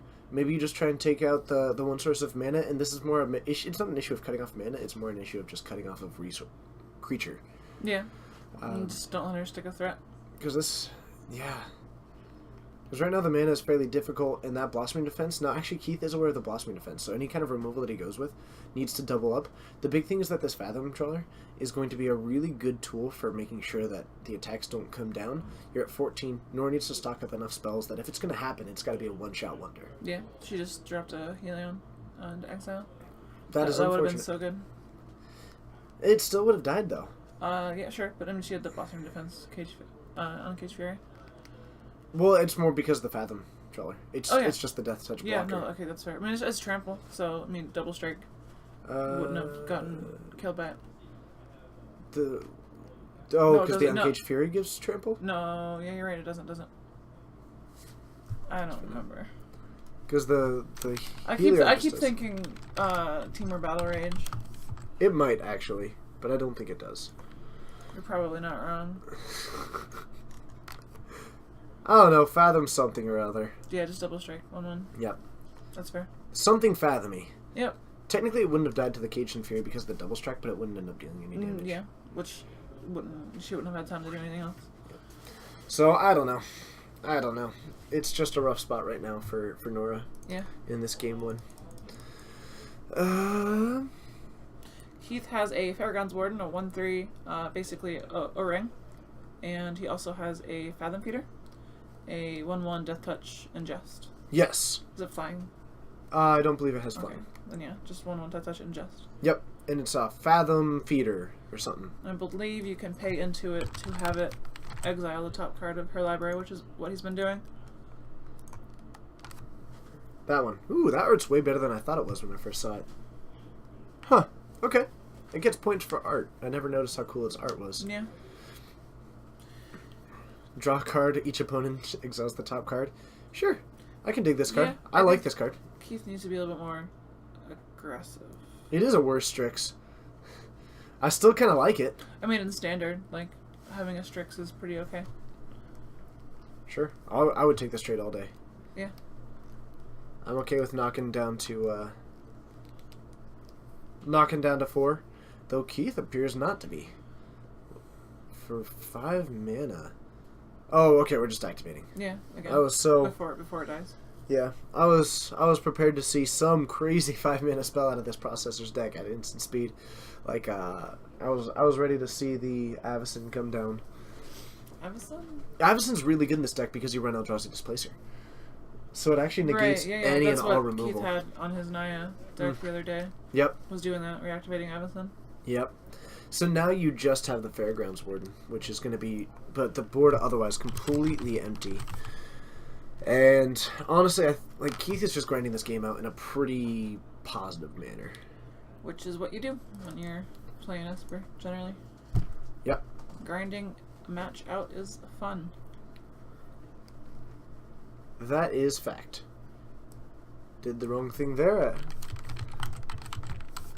Meant to change it to this card.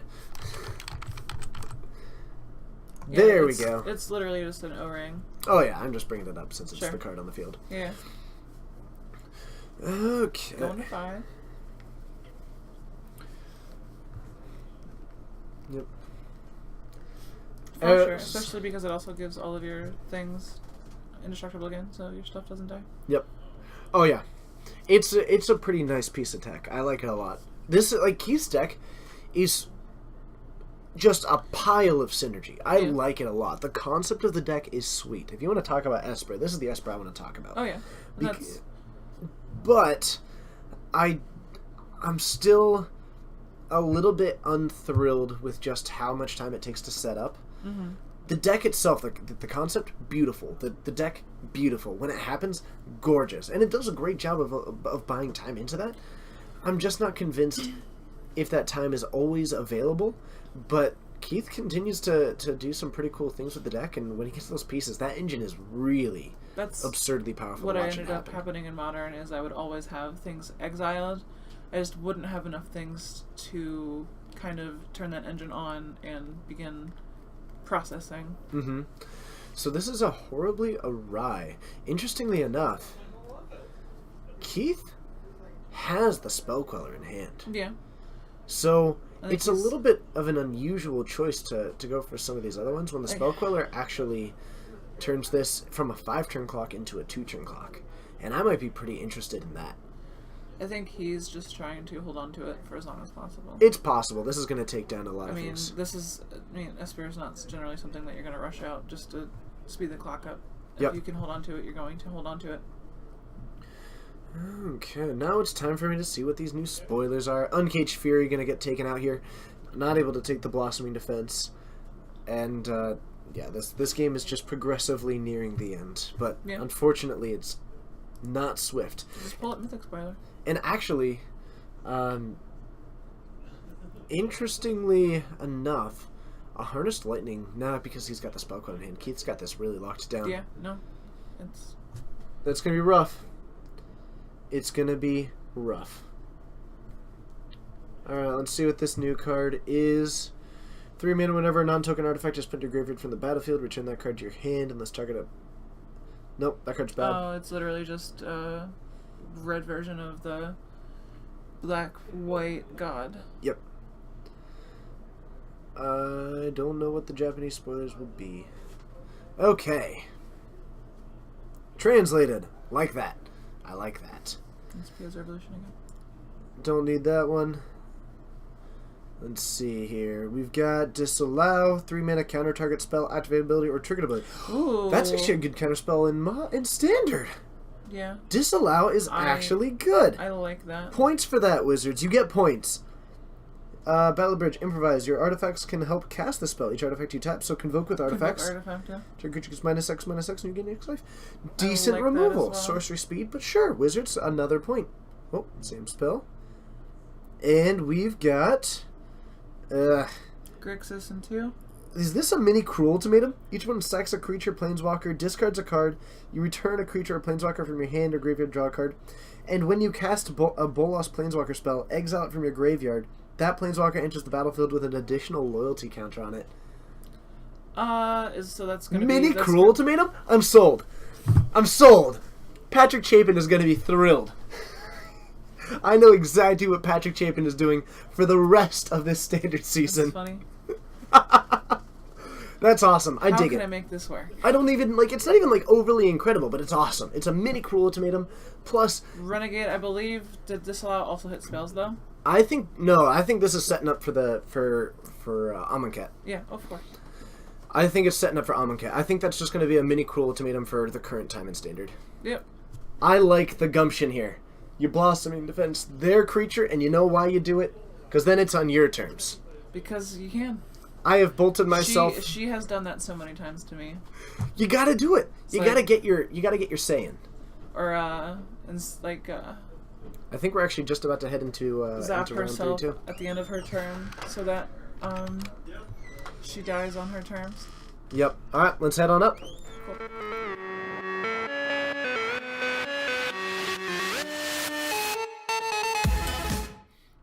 Hello, and thank you for joining Amori Katsu. It's okay. It's okay. I don't think that it's gonna matter. Oh man. We're on turns. Either way, all kinds of good. We should be jumping into the next round fairly shortly. Hello to everybody who's just joining. My name's TJ. Mine's Maeve, I guess. I guess. And we're streaming out of Geek Fortress in Snohomish, Washington, having a lot of fun doing it. We've got Standard today. We've had 2 rounds of some pretty sweet things going on. Yeah. I don't think that Nicol Bolas will be in this set. I think it's Amonkhet. it's- It's going to be a mini Cruel Ultimatum until then. He's in this set. He's gonna be kind of in the background, I think. Okay. Our And little guy. good to see a Gallad guy. Man, it's always so much fun. It's a lot of fun seeing the names of it's so cool that I've gotten to meet some of these people. Yeah. It's so cool. It's the most fun thing. But you're all incredible and awesome. And if you haven't yet, be sure to hit that follow button and join us in the future. We do the stream 4 times a week. Yep. Every Standard, just like today. In It's fact, on Mondays. it is a Monday. Is today Monday? It is a Monday, according to Wow. my watch. I think it comes after Sunday though, right? Yes. Cool. Yeah, I actually learned that listening to Rebecca Black's newest hit, which is it's Monday, And then it kind of goes into Brew Scarfield me a impression. cup of coffee. It's Monday. Something like that. Yeah. So, every Monday at 6:30 Pacific time, we get that super duper sweet standard. Yep. Plus, on Yep. Wednesdays at 7 and Saturdays at 6, Yes. we get modern. Yeah. We get a little bit of a chic feel to it, right? We get Yeah, that a modern, little like chic, trendy, hip nonsense. Trendy going. 4 turn games. Yeah. Yeah. And then we jump into Fridays at 7:30. We play Legacy. Yeah. Which is, of course, the things that have the longest standing, I want to say, like a reputation for their name, something. Almost like a legacy of their. Yeah, their sure. card or That effect. seems like a bit of a reach, but Sure, yeah. yeah. I'm actually Netcaster Spider now. After 23 hours instead of 13 hours traveling with your 4-year-old son, I deserve a TJ Rogers We're Not Worthy. I'm not worthy. Are you? No, I'm not. You're probably worthy. I'm not, No. though. Don't give me too much credit. Fair enough.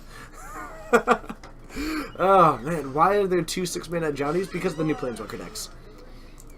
You have Tezzeret. What more do you want? Oh, yeah. Tezzeret's awesome. I'm pretty pumped about that. Right? I kind of want to make Tezzerator now. Just out of the hype. Everybody wants to make Tezzerator. I mean, I've always wanted to make Tezzerator. To be fair. I've got the Tezzerets. I've built it. You built it? Yeah, I played that in Modern for a little bit. You wanna help your girl out? Sure. Oh, yeah. Hey. You got that sweet round 3? Got that sweet round 3. Round Nice! Got that sweet round 3 that you're looking for. Get that hype. Who's that. facing the wall? You got Carl the is round? on the wall. You got the round. I got the commentary. All right. All right. Got the hook Let's up. make the deal. Randon is facing the wall. Ooh, are these our finals? Yep. These are our Cool. 2-0 finals. So, we've got Randon. Okay, hold on. FREI I'll let you figure it out. LINGER. I'm gonna go make sure, but I'm pretty sure because I think you're it was right. a German last name. I think you're right. Well done.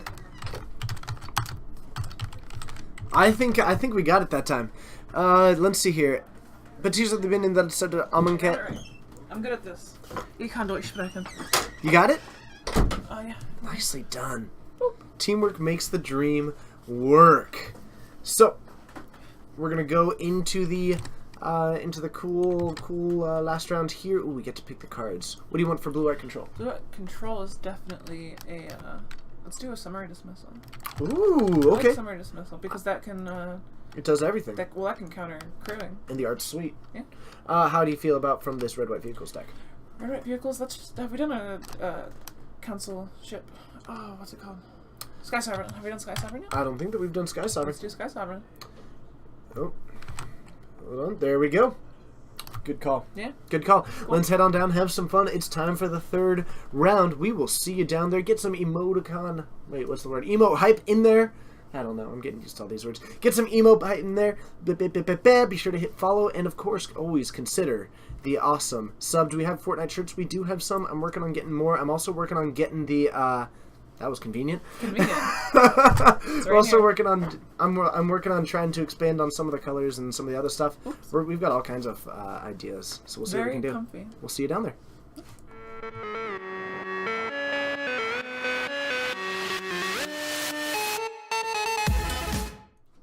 All right, so these players getting set. If you want to give them the thumbs up, and I do mean the players. Good to go. All right. Are we still staring at Firegrounds Warden? What? Still staring at Firegrounds? Yeah, we're still staring at it. You know, it's a good card. Rap Game Audio just convinced me on the new Ajani. Why? I'm sold. Swords to Meowshares. I like that a lot. I'm sold on the new card. That new Johnny's busted. New Johnny is so good. Doro?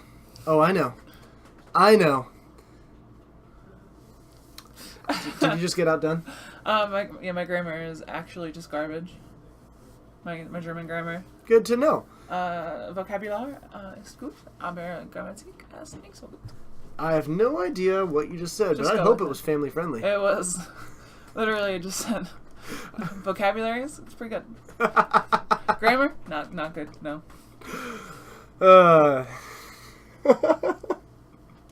Alright, so an Inspiring Vintage coming down for a Inventor's Apprentice, or as they like to call it, the old Nerd Ape. I haven't heard that one before. Really? No. Oh, it's a classic. I like it. It's a classic, and it hasn't even been around that long.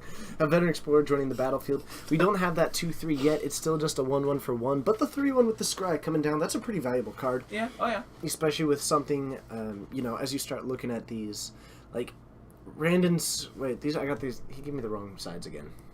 He's pretty good at that. I need to stop asking him which side is which, because he's just going to tell me them in one order or another. Yeah. Alright, so... Let's go ahead and fix that. Otherwise, we do have an Immolating Glare taking down the... Nerd Ape. Nerd Ape. Immolating Glare is the card. It is. It's actually going to take down that Veteran Explorer. I like it a lot. You're still only taking 2 damage off of this one because you were able to get down that Thraben Inspector. And this is like... Thraben Inspector has been a consistently dominant card over the entirety of its course in Standard. And a lot of it is just because of the absurd level of value. It's hard to say that that card is overly impactful on a game at its face value, right? Mm-hmm. But the big thing is that for 1 mana, you just get so much. Yeah. I mean, drawing a card if down the line, having a 1/2, these are all really powerful things. And then you get into an artifact synergy block. It's just so much in line, and then you're looking at a deck which consistently struggles a little bit with its card advantage, and then now you get to run Depala and Thraben Inspector, both cards that are excessively powerful card advantage engines. Yep. I like it a lot. Snap value, I wouldn't expect him to have 4 mainboard. 2 or 3 mainboard, maybe. I would say a lot. He's definitely has 4 in a 75. The Rush, there's actually a Magic team that plays down in the south that actually has that exact shirt. That's Nerd Ape Gaming. There was a team when we were in Dallas of a bunch of them that had jerseys. So I assume that they're located in the south or maybe the Midwest. But Blessed Alliance coming down, we're actually going to... Second game? Yep. It means that overall we're going to end up only taking 1. Yep. Going down to 13 in the process because that gain 4, taking 5 from the Inventor's Apprentice and the Veteran Motorist. Mm-hmm. TJ Energy? What about Energy? I'm pretty sure Oh. Carl does not have 6 energy. That is a good point. I'm still getting used to this new overlay. So, a Fumigate is just going to sweep the board of anything that's left on there. Carl was able to gain a little bit of life out of the venture. A little bit interesting that he didn't choose to take that. I think did he just draw that Fumigate? Because otherwise I might have taken that extra little bit of damage just to fire this off here. Yeah. Hoping for the grave overextension. But otherwise the Depala is going to be a really nice engine card, dropping in this Toolcraft Exemplar. A Sky Sovereign and a Mountain in hand. Man, Depala's pretty good. I almost would have dropped the Sky Sovereign that turn just so that we knew it was going to land. Knowing that it's going to land and it turns both of these creatures into ways to actually crew it up. Yeah. Both of these creatures can crew it. And yeah, I think that's actually a really good point. You don't have a whole lot of value. Sure. So it's It's a Fleetwear though, so. That's true. Are you sure the last card's a Sky Sovereign? I believe you, I just didn't see it. I'm he played curious. a Mountain and he just drew the Fleetwheel. Okay. Alright, so we're going to negate that one, but we are still getting in a decently sized swing. It's not as much as you would like, but it's a good amount. And it looks like we're going to get a little bit of energy off of this Glimmer of Genius. Carl's starting to really get into the card advantage game. Decides to keep the other Glimmer of Genius, deciding that spending that little bit of extra mana to get a little bit of extra dig into what he's actually looking for is worth it to him. I'm not 100% sure that I agree, but I think because of that Avacyn, he might be feeling okay. He also did draw into, I think, Summary Dismissal. Yeah. So, the Summary Dismissal would be a pretty nice tool for anything that's a little bit too absurd. It looks like you're completely correct on that one. Yep. I mean... I believe you. How are you going to doubt me? I never will. I never will. Good. So, we take that one down, and we no longer have the Avacyn mana up. The big thing is that he did have to answer that one sooner rather than later. Once that's on the battlefield, that's going to be a really difficult engine for Carl to answer. Yeah. He's in a situation of taking a little bit of damage now, and he's hoping to really assemble a pretty impressive card advantage as this game goes on. Because he's in a rough spot. Like, a Fumigate is really necessary now. He's just not in a great spot to actually win this game, because his hand is loaded up with these counter spells, and he's dying to what's on the board. Mm-hmm. The Avacyn is nice. So now that Randon is in the top deck mode, maybe you hold back the Avacyn. No, Or- we got the Fumigate, and we also have a Jace in hand. Holla.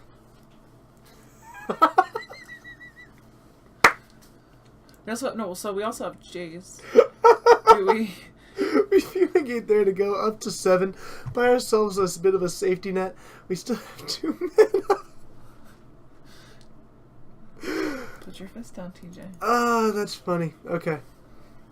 Okay, so. Got another land. We do still have this Avacyn. This is going to become a pretty solid late game engine, and I think it's coupled with a Summer Dismissal. Jace. Oh, that's a Jace. Okay. I believe so. My bad. You are correct. Of course I am. Card advantage engine. There we go. Not able to cast that Avacyn, but we are looking to draw a card. If you can find another... Emulating Glare? That's a pretty good one. That's not bad. That's really good. It's pretty okay. It's D's plus. There's a Pia, though. Actually, one of the cards that Immolated Glare is worst against. Yeah. Because you either take down the Thopter, and that just feels bad, or you take down the 2/2, and And you Randon get zapped anyway. gets to pump a lot of mana into that. But it looks like we're just looking to draw a card, and it looks like that's the game that we're going to play. Probably just going to use that Avacyn, so maybe you fire off the Immolating Glare at the Pia. Mm-hmm. Wait for him to pump all his mana up, and then you flash in this Avacyn. Go for the block. It ends up being indestructible, He's so gonna that Avacyn damage. first, though. I don't know that I like that. Like, I'd rather have held on to it for as long as possible. If Randon's in top deck mode, I don't think that it's going to matter too much. That's fair. Going for this one to survive is a pretty nice play. It means that you eliminate the board. You now have a Jace and an Avacyn with Vigilance to just close this game out. Being at 7, Carlos, on this indefinite time, like, you know, until he starts actually gaining some of that life back, he's always just one landed threat, one mistake away from death. Yeah. Getting a way to close this game out, saying, great, now I only have to not mess up for 5 turns as opposed to 7, to 8, to 10. Jace is about to ult, though, and Randon is hellbent. That becomes an insanely good engine. It feels pretty good. With a torrential Especially Gearhulk in if you hand. top deck a land, which is kind of like, well, guess I'm not playing anything for a while. But you mean like that one? Oh yeah, like that. Okay. So, Carl's going to take this one down. Anticipate. Do we no, we got a torrential Gearhulk off of that. Glare is a weird pick over Blessed Alliance. He runs both of them. Glare gives you the option of taking down the actual threat. The torrential Gearhulk is big. I think that you just go for the Glimmer. You've already won this match. Now you're just looking to grind out the advantage. That's not bad. Yeah, this is just... You got a negate, fumigate off the top from that Glimmer. It seems like a pretty okay Yeah. way to lock this game up. I think it's a fumigate. No, it could be Skywellers. I'm not entirely sure what our life total is at the moment because they're keeping it below, but I think we're at 7. It's fine. You sure? Hopefully they reset it, but if they when they jump into the next game, Sure. we can just ask them. But it's not going to be super relevant right now. Okay. So, we're going to go back up to 20. Carl takes that game 1. And when you see them reset the dice, if you could just keep an eye on it. And if it doesn't get back on that X, Sure. if you could mention it, that'd be fantastic. No problem. No Thank problem. you, Maeve. Cloudy, it is super important to realize that when you're attacking with 3 creatures, like last game, somebody Blessed Alliance, and it was like, no big deal, I'll just get rid of my 1/2. Yeah, because there was the 3/1, the 3, or there was a 2/3, a 3/1, and then the 1/2. Yeah, and so you would, I mean, Blessed Alliance, cool, I'll just get rid of the smallest thing. With the Glare, you can just say, I don't want you to have that 3/1, also sack something else. Yes. It's also really good at taking down Smuggler's Copters. Yes. Oltanius, you are our featured viewer of the day. Do you know what that means? He's a featured viewer. It means that you are a featured viewer. Thank you so much for joining us. It's great having you, and you are a rock star. TJ wins by getting the mountain. I really enjoy that quote. I didn't even realize it was ever said. But thank you so much for joining us. It's awesome having you, and yeah, I thank you for your support. All of everything counts, and the amount of feedback that people give us, and the amount of that silent support, and that just watching means the world to us. Keeps us going. Mm-hmm. It's like my lifeblood at this point. It actually is. If you knew him in real life, you would know that without positivity and without support, TJ might just kind of fall over. I'm a weeble that wobbles, but I won't fall down. Not when somebody's supporting you. Oh, man. Yeah, but this is just such a cool thing, and the support that all of you give with those follows, those subs, and just watching, and to the lurkers, to the people chatting, to the amazing mod team, to the incredible co-host team, to Dylan for letting us do it, to the players for letting us just watch them play. Yeah. There's a lot of pieces that came together for this. You may weeble and you may wobble, but don't wobble, you wobble. Actually. Sounds like they it. did move them too. Hmm? They did move the dice back. Yeah. I woobergs. I should book my hotel for GP Vancouver, and when I say that, I mean Eric should book my hotel for GP Vancouver. He's the team travel manager, and he's so good.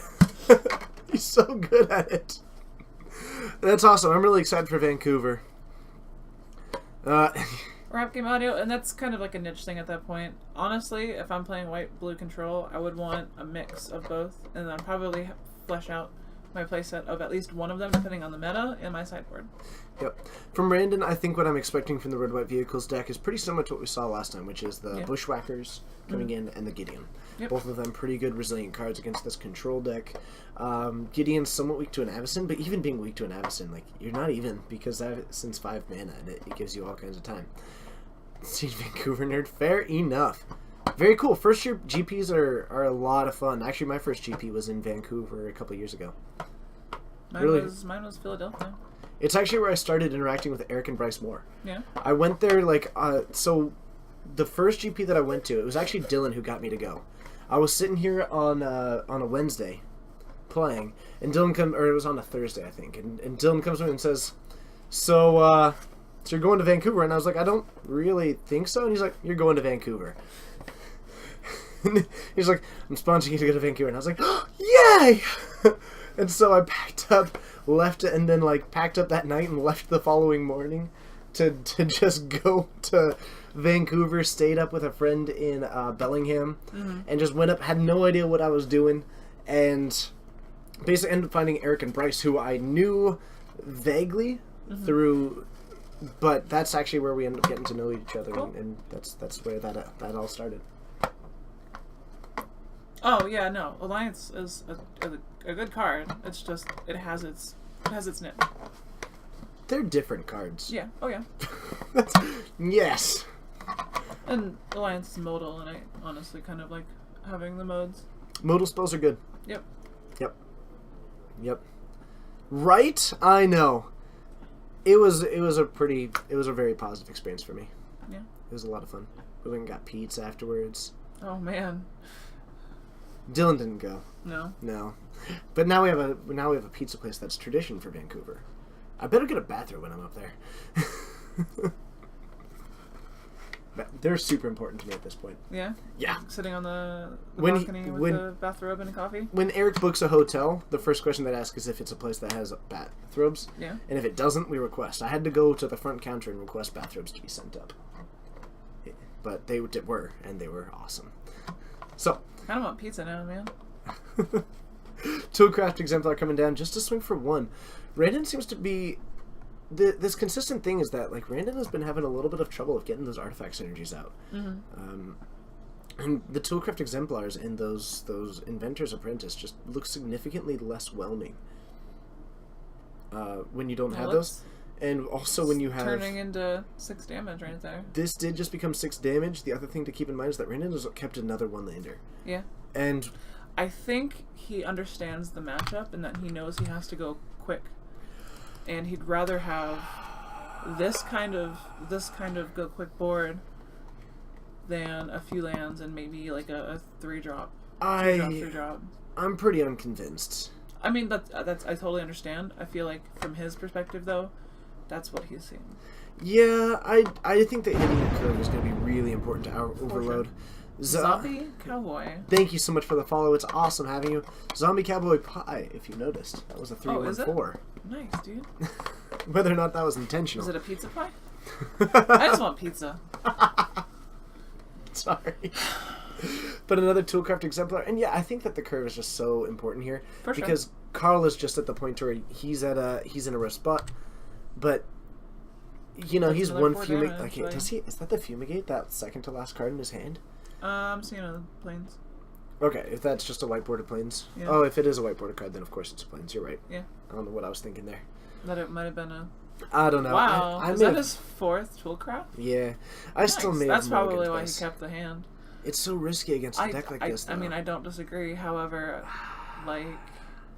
The thing is that he's actually... The second that Carl doesn't have removal for one of them, he's getting in 6 damage every turn. That's true, and actually he's about to put Carl down to 1, so this might have actually been enough. I doubted, but I'm being proven so wrong right now that it's... Yeah, you are.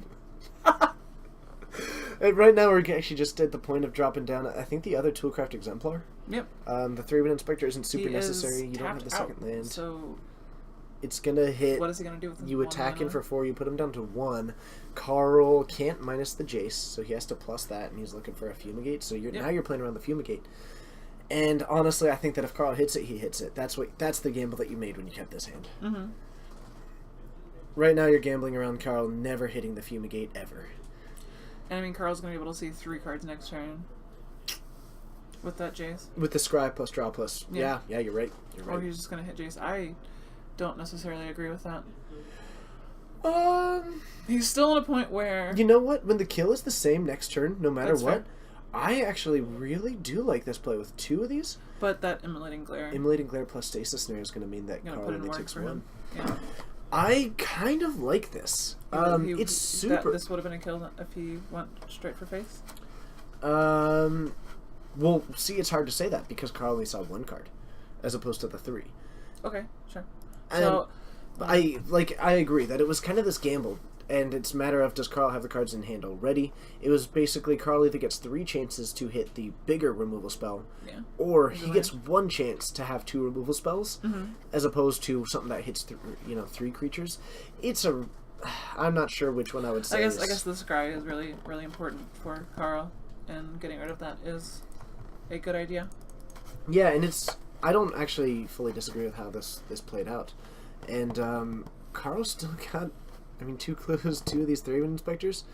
He's got 2 lands now, though. And actually that Blessed Alliance was the 3rd card that we would have seen. He would have bottomed that island, drawn the Blessed Alliance.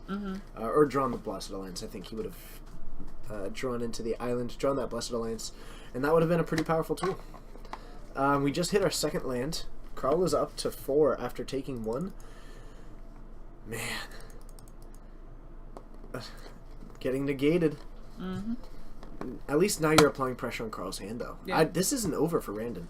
Of course not. Carl has 2 cards in hand. It's an Anticipate and a Counterspell.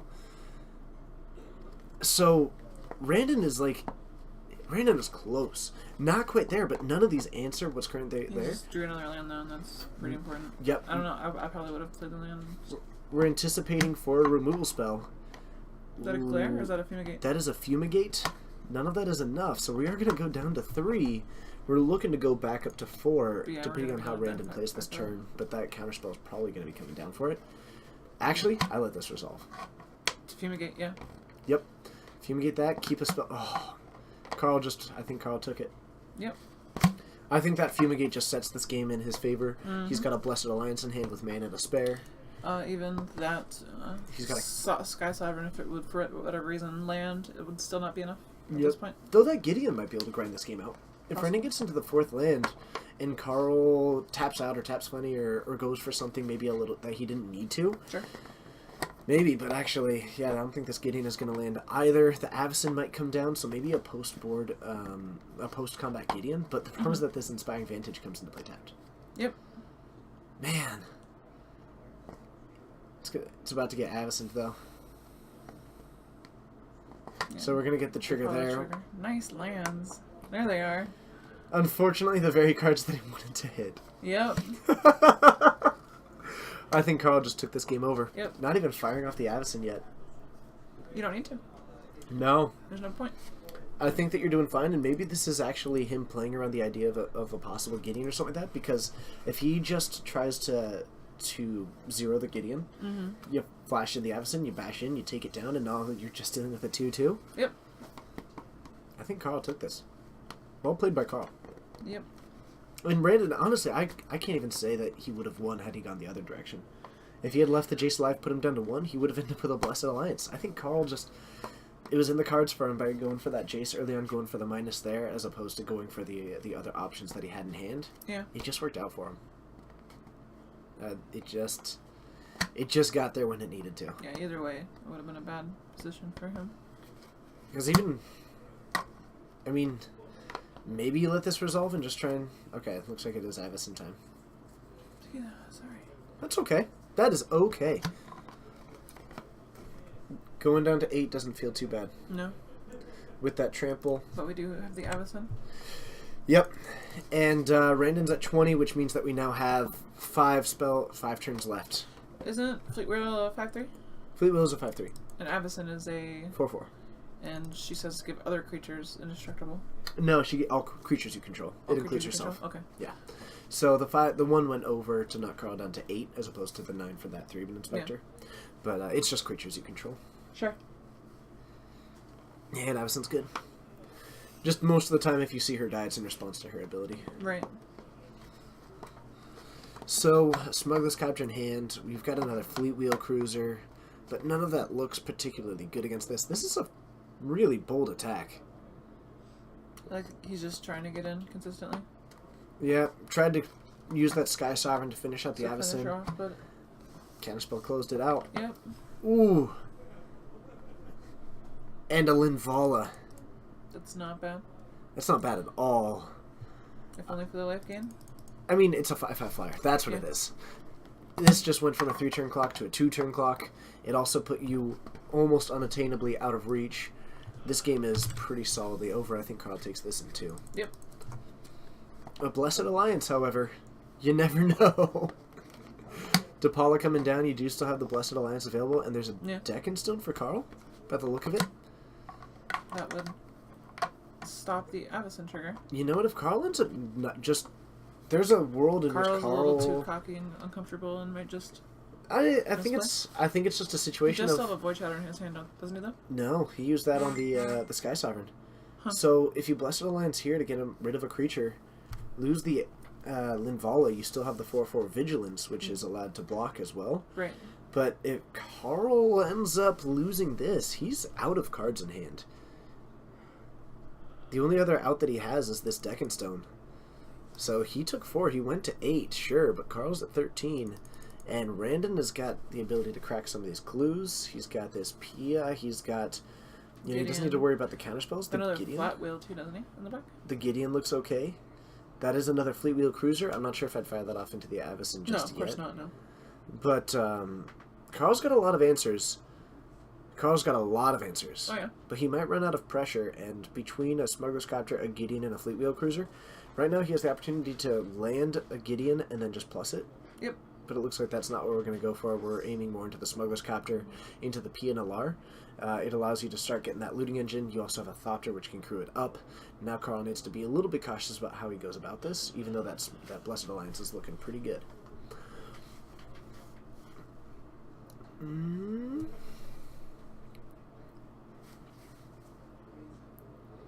I think he did. Yeah. I think he did, but it also might be a little bit too far past for us. Oh, it doesn't trigger on Angels. That's right. Oh, yeah. That's right. Why deck when Avacyn answer? Probably to play around potential removal just to get it out of the way, but it may have been a little bit of a hasty Deccan Stone there. So, we are taking it down. Needle, Spires, Plains, and the Flatway. Yep. So we crew up, block with both the Thopter and the Smuggler's Copter. Lose that one. We Do get we- the loot. Oh no, we don't have enough to pump. Nope. Blessed Alliance, we just take the take a little bit of damage after we gained some life. So we take 5, gain 4, lose 1. No, I don't think Randon took the option to loot. I think Randon just likes the hand, and it's actually a pretty solid hand. Oh, yeah. So, personally, I'm still a big fan of looting anyway, because maybe you draw the one card that's better, maybe you don't, but I think, is that a land or an Immolating Thraben. Glare? The card That's a behind it. Thraben. That's a Plains. Okay. Yeah. So, maybe you just start cracking some of these clues before you start playing out the Thraben Inspector. Yeah. With only one card in hand, I feel a little bit okay as far as we can crewing up pop the Fleet Wheel Cruiser. all 3 clues if we... And drop the Thraben Inspector? Yeah. Sure. If we don't find something that we want to drop Sure. off of the clues. Yeah, that sounds awesome. You could also fire up this Needle Spires and crew up the Fleet Wheel Cruiser, though. That's a possibility. And it looks like that might be the case. It's a swing for 5. He's got nothing. Carl might... He's got a Plains in hand. This might be... Randon may have come back big this game. Oh, yeah. Like, Randon keeps these one-landers, and it just works for him. Mm-hmm. Another land. Things said okay.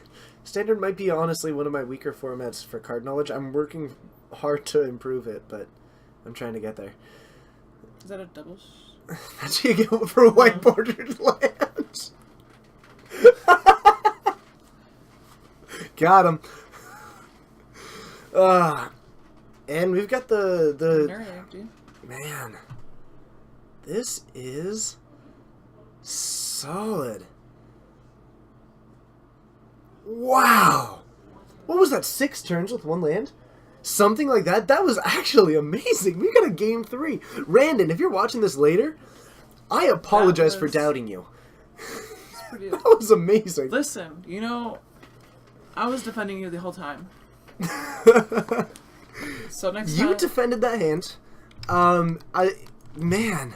He knew he had to come out of the gate swinging, or else there's no way that he's gonna be able to last. How much life did Carl gain over the course of that game? A lot. At least 8 minimum. More. I think No, more. no, yeah, 8 minimum, because he had the The 2. Fumigate. And then the Fumigate game minimum, and the 3, so that's 11. Oh my goodness. That was amazing. Yeah. Oh, okay, so talking about the new spoilers. Yes, the Mini Quill Ultimate is awesome. The black removal spell is pretty sweet. The counter spell is actually playable. The red enchantment is unplayable. A new Ajani Planeswalker is, I think, pretty generic. It's unexciting to me. That's It what might you be would good. expect out of a white and a green Planeswalker. It's what I expect out of everything. It's the same as Obnixilis and Jace and Sorin, and it's just everything right now. Like, and that's fine. It might be awesome, I mean, but it might just be the same as They all everything do else. what they're doing differently, but Yeah. But they have the same template. yeah. +1 card advantage, minus I 2 think- or minus removal. I think ult, Wizards overkill. doesn't want to make any more dead Planeswalkers. Well, and honestly, I don't blame them. So I guess it comes off as a little bit complaining, and it shouldn't. Yeah. Because the idea is, like, Planeswalker design space is super duper Limited, yeah. It's small, because you gotta get 3 unique abilities on each one. Yeah. I'm fine with the template as it sits. Mm-hmm. But it also comes across as something to where I'm not convinced that it's better than the other tools, and there's a lot of that tool right Yeah. now. No, Obnix is good. We're not saying he's not. It's just that he's doing exactly what Ajani is doing, just in a more black manner. Yeah. So, Ajani might be excellent. I can't evaluate that one until I actually see the context of the standard. I'll admit that Ajani looks awesome, but at the same time, Ajani doesn't look... Awesome. Well, it doesn't look like something that I need to build around this card, right? Right. But in the right deck, he'll be a great tool. Yeah. And will that right Some- deck some- exist? Some sort of mid-range, like... He will not make a deck, he will help a deck. Yep. And that's just kind of where it sits. Disallow is awesome. I will probably run that in any blue deck I ever make. Ever? Well, I mean, it's 3 mana Stifle, but like at the same time, Stifle is legacy, and when you're getting a legacy effect, like we have the Swords of Plowshare on Ajani, You have Stifle and Disallow. Like, this is just a more expensive legacy at this point. I don't know. Costing 3 times as much is a lot, but that's Okay, so sure. What's it? Having those options. And with the Angelica Chord, the Exile for 3 mana, you have to sack a permanent. It's triggered abilities too, doesn't it? Yes. So like hitting triggered abilities, like all of that is just so good on a 3. It's literally Void Slime, is it? Counter it, that one. It actually might be. Does Void Slime also hit triggered abilities? I think so. Yeah, I think it might be Void Slime. Triggered and activated abilities. I thought it didn't hit actual spells though. Yeah, it does hit spells. Does it? Okay. At least I think so. But like, I don't know. Yeah, Void Slime forces you to have to beat in at least Simic, and that's not as good of a feeling. There were some new Japanese spoilers, which translations were immediately sent out for. Stifle's only good because fetch lands? Sure. But having just a card, like, the whole, you want 3 mana counterspells in Standard. Great. But you also want them to have upsides. The upside on Disallow is probably one of the better upsides that we've gotten for a long, long time. Because it actually is more than a counterspell. It gives you some control over the board. It's just, but at the same time, the amount of strong triggers in Standard currently. Sure. With the Eldrazi, especially. Yeah. In which allow jokes. That's true too. Which allow? Disallow. Got him. But yeah, no, just the amount of strong triggers in Standard right now, I think. And then it'll definitely have a home in EDH. Because a lot of people... Everything has a home in EDH. That's fair. That's fair. It's going in my Geist Control deck, like, bar none. Everything has a home in EDH. But, like, the card is good. Having control over the board, and, like, the downside of counterspells, the whole reason why you don't run too many is because they don't do anything to affect the field. We've seen this with Carl against some of these decks that we've seen today. Just lost because of it. Having a card that can sometimes buy you that time or affect the board in a relevant way, maybe not in any, like, massive way, but the card isn't dead anymore. It hits more. That's big. I think that's super relevant. I think if Carl would go into Esper and be able to get some of the, like, murder... Well, hear me out. Hear me out. You don't necessarily want spells. So where should the black-white go again? Listen. No, I'm not complaining. Esper is a good color combination. No, Like having like a Black Ear Hulk. Not only do you affect the board late game, you also gain the life and get a 5/4 menace. Sure, but that is great. The black one is significantly more proactive. Carl is going for Drago. 100%. But I mean, Esper is not. Esper is not Drago. You end up running things. This card is perfect for my mono green dwarf UH field deck. That's fair. Well, no, but just like having a couple, like he has kill spells, but just having something that is a kill spell on a body in this deck, I think could be fine. So a deck instead is going to take down the Veteran Motorist.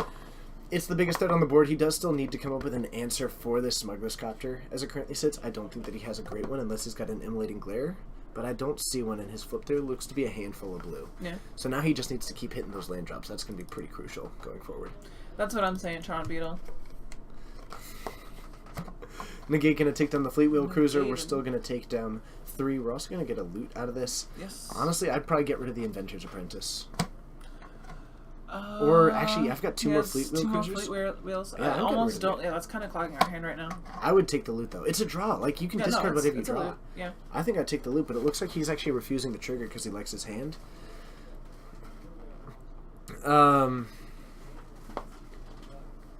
I don't know. I really like taking the loot because there's always the best card in your deck. If you don't have the best card in your deck, what if he draws the Gideon, right?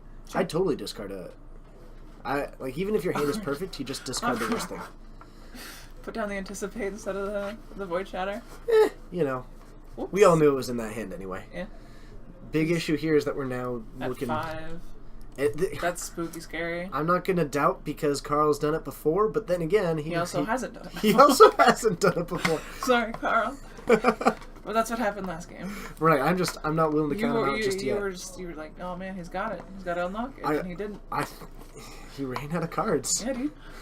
Taking down that Jace was big. Yeah. That was absolutely the right call. Yeah, I anticipated your cruiser. So, But I think I'll counter it instead. actually, the Blessed Alliance is really good right now. Yeah, oh yeah. When you have Randon one thing needs to swinging, that's what it's made for. Well, Randon needs to drop down the. There you go. You negate the Fleet Wheel Cruiser. This is exactly what Carl wanted. Randon could have played down the Veteran Motorist to start crewing up some of this stuff and swing with multiple creatures. If he had gotten in with the 3-bit Inspector, this Blessed Alliance wouldn't have done as much. I think we have to get rid of this looter scooter right now. Oh yeah, 100%. And I think we just discard that Plains. Yeah. But you take that down. Now you've only got the 1-2 to deal with. You don't take any damage this turn. Yep. This is a big turning point for Carl. He needs to make sure that none of these other things resolve. He's got Needle Spires to worry about, something that's going to be pretty relevant. So he can't. And honestly, I don't think he has have nothing. No, he has the torrential. No, it's the 6-star. He's got an Anticipate and Clues. He's taking. Oh no, I'm looking at Carl. Carl has an Anticipate. He needs to anticipate or crack a clue to try and get. He's going to cast that's Anticipate. two torrentials. He needs to find something off of. So he actually only swings for the 1 to drop down this Motorist. So he's not looking to swing at the Needle Spires against this empty board. He was probably assuming that Carl had those answers as well. I would have. I think that it's wiser to, and then keep those cards in hand that you can drop down. Mm-hmm. Later. But I mean, you still have the 4 mana for those Fleet Wheels. Like, it's not like having two. He only has 1 Fleet Wheel left in hand, right? Well, yeah, but it's just like it's a good card. You can still play it. Like, if you lose your Needle Spire. And I think he drew a Linvala of all things to make a 3/3, to make a 5/5, and to gain 5 life. Linvala, yeah. Yep. That's going to be Crucial. So big. Yep. Go up to 9. Going up to 9, but also just having a 3/3 and a 5/5 flying against this deck is going to be bonkers. Yep. This is really good. This is exactly what he wanted. So maybe we're looking at a situation like, even if you activate the Needle Spires and attack in, you're dealing. Still not gonna be like. You're dealing 3. It's gonna get blocked. You're dealing 3, and you're losing your Needle Spires, and you're not. Yeah, you lose your Needle Spires, and you lose your Veteran Motorist. Carl only loses the 3/3. You can hit a Scootiest. Keep up. Oh yeah. Unfortunately, though, she Lutiest. is only good in that kind of situation where you're coming back and not like. Carl's been in it most of these games. Well, which is yeah. He found the right deck for it, I guess. Yeah, I guess. I think you're right. This is why we're not that's, seeing it in a lot of That's what things. Azorius is good at, though, is falling behind, but then not. Keeping just far enough behind that you can pull a hit at the last second. It's a drifter. Yep. So the Pia Nalar in hand, we also seem to have. So we do have a. I think we still have a Fleet Wheel Cruiser. And is that a Gideon? That looks like a Gideon to me. Pia. No, the middle card. Oh. That looks a lot like it. Yep, Yeah. Gideon. Yep. Oh, and actually, he doesn't have the Inspector, Gideon, and Pia. Looks like it. And then we have 2 Gearhulks in Carl's hand. I'm probably all about Gideon right now. Yeah. This is like my chance to He's resolve tapped a out. Gideon. Yeah, he's tapped out. Like, what else? And Gideon's such a house. You'll never land it again. No, and what's like if Carl decides to take the effort to attack into the Gideon, that's a lot of benefit for you. And I get that that's going to be a little bit rough because there's a good chance that the Gideon dies here. But you get yet another 2/2. You force Carl to potentially attack in at this Gideon. You got it. Coleman did that the other night. Right, the first night that we had this one, I just got so enamored with that. Oh, TJ, won't you be a deer and just move your head a little bit to the right?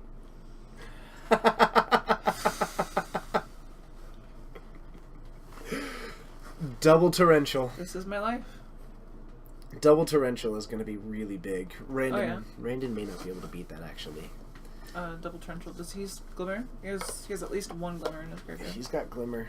He's got Blessed Alliance. And if he draws a land in this, he'll be able to escalate it. So you sack a creature and gain 4. I got a good score for once! Yay! Yeah, I like this. Open invite for the Linvala to attack. The problem is that Carl's probably going to take the beat, and it's probably going to be the right call. Mave reviews. Oh, God. When I start writing, I'm going to give you an entire article where you just do Mave reviews over something, and it's nothing but rave reviews. Well, yeah, no, and you know me. Like, I try to give everything, like, look at everything in a positive light, too, dude. Oh, God. Oh, man. Yeah, I'm totally down for this. Let's do it. All right, so we swing for 5. The Torrential Gearhulk is looking really good, but don't think that we hit the land. But, I mean... Torrential Gearhulk. Okay. But you've only got 2 blockers at that point. 2 blockers, and then we also have a escalation. Even if, so 2 blockers. Or a Blessed Alliance. Maybe Randon doesn't even play anything this turn. Looks like we're actually going to go for the counterspell. Yeah. I like it. The big thing that was really nice about that is that clue was starting to look like stopping a creature from attacking. Mm-hmm. Any future clues were going to stop a creature from attacking. Plus, all this extra mana could maybe go into pumping up this Thopter, which would have a rough time if you take down all these flying blockers. So I think countering this one is going to be a pretty relevant thing, and you're able to block one of these creatures now. I don't think an attack in is going to be overly prosperous for you. You start taking down both, because I think the Needle Spires activates for 3, right? 4. Is it? Okay. Yeah. Okay. Yeah, you'd have to pay escalate. I meant Blessed Alliance, the card that you can't escalate. Yeah. This is a much stronger stabilization for Carl. Oh, yeah. No, he's Void Shatter. He was looking at Negate for a second, and then he switched to Void Shatter. Yep. He shattered the expectations of the situation. Shattered Randon's expectations. Okay. Oops. So, I've got a playmat too, by the way. No playmat in it, though. You mean a carrier? Sure. Yeah. Why not? Alright. Is that a land in a Depala? By the look of it? Yes, that's what it appears to be. Depala's okay. Maybe you play down the Depala and you end up just running it into this defense with the intent of paying all 7 mana just to dig through your deck and get more threats. That's just as many as possible. Maybe. I mean, you don't know about the other Torrential Gearhulk. That's looking pretty good. Maybe you pay all 7 and Carl flashes it in, goes for a Summary Dismissal and takes out the ability. Oh, man. Ripping Space-Time to TJ's side? The, I don't know. Either way.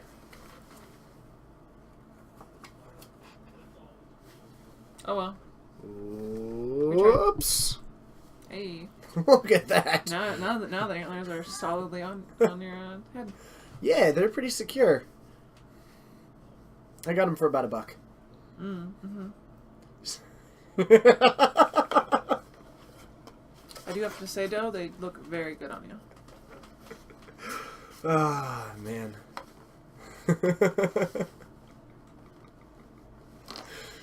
Okay. So, well played.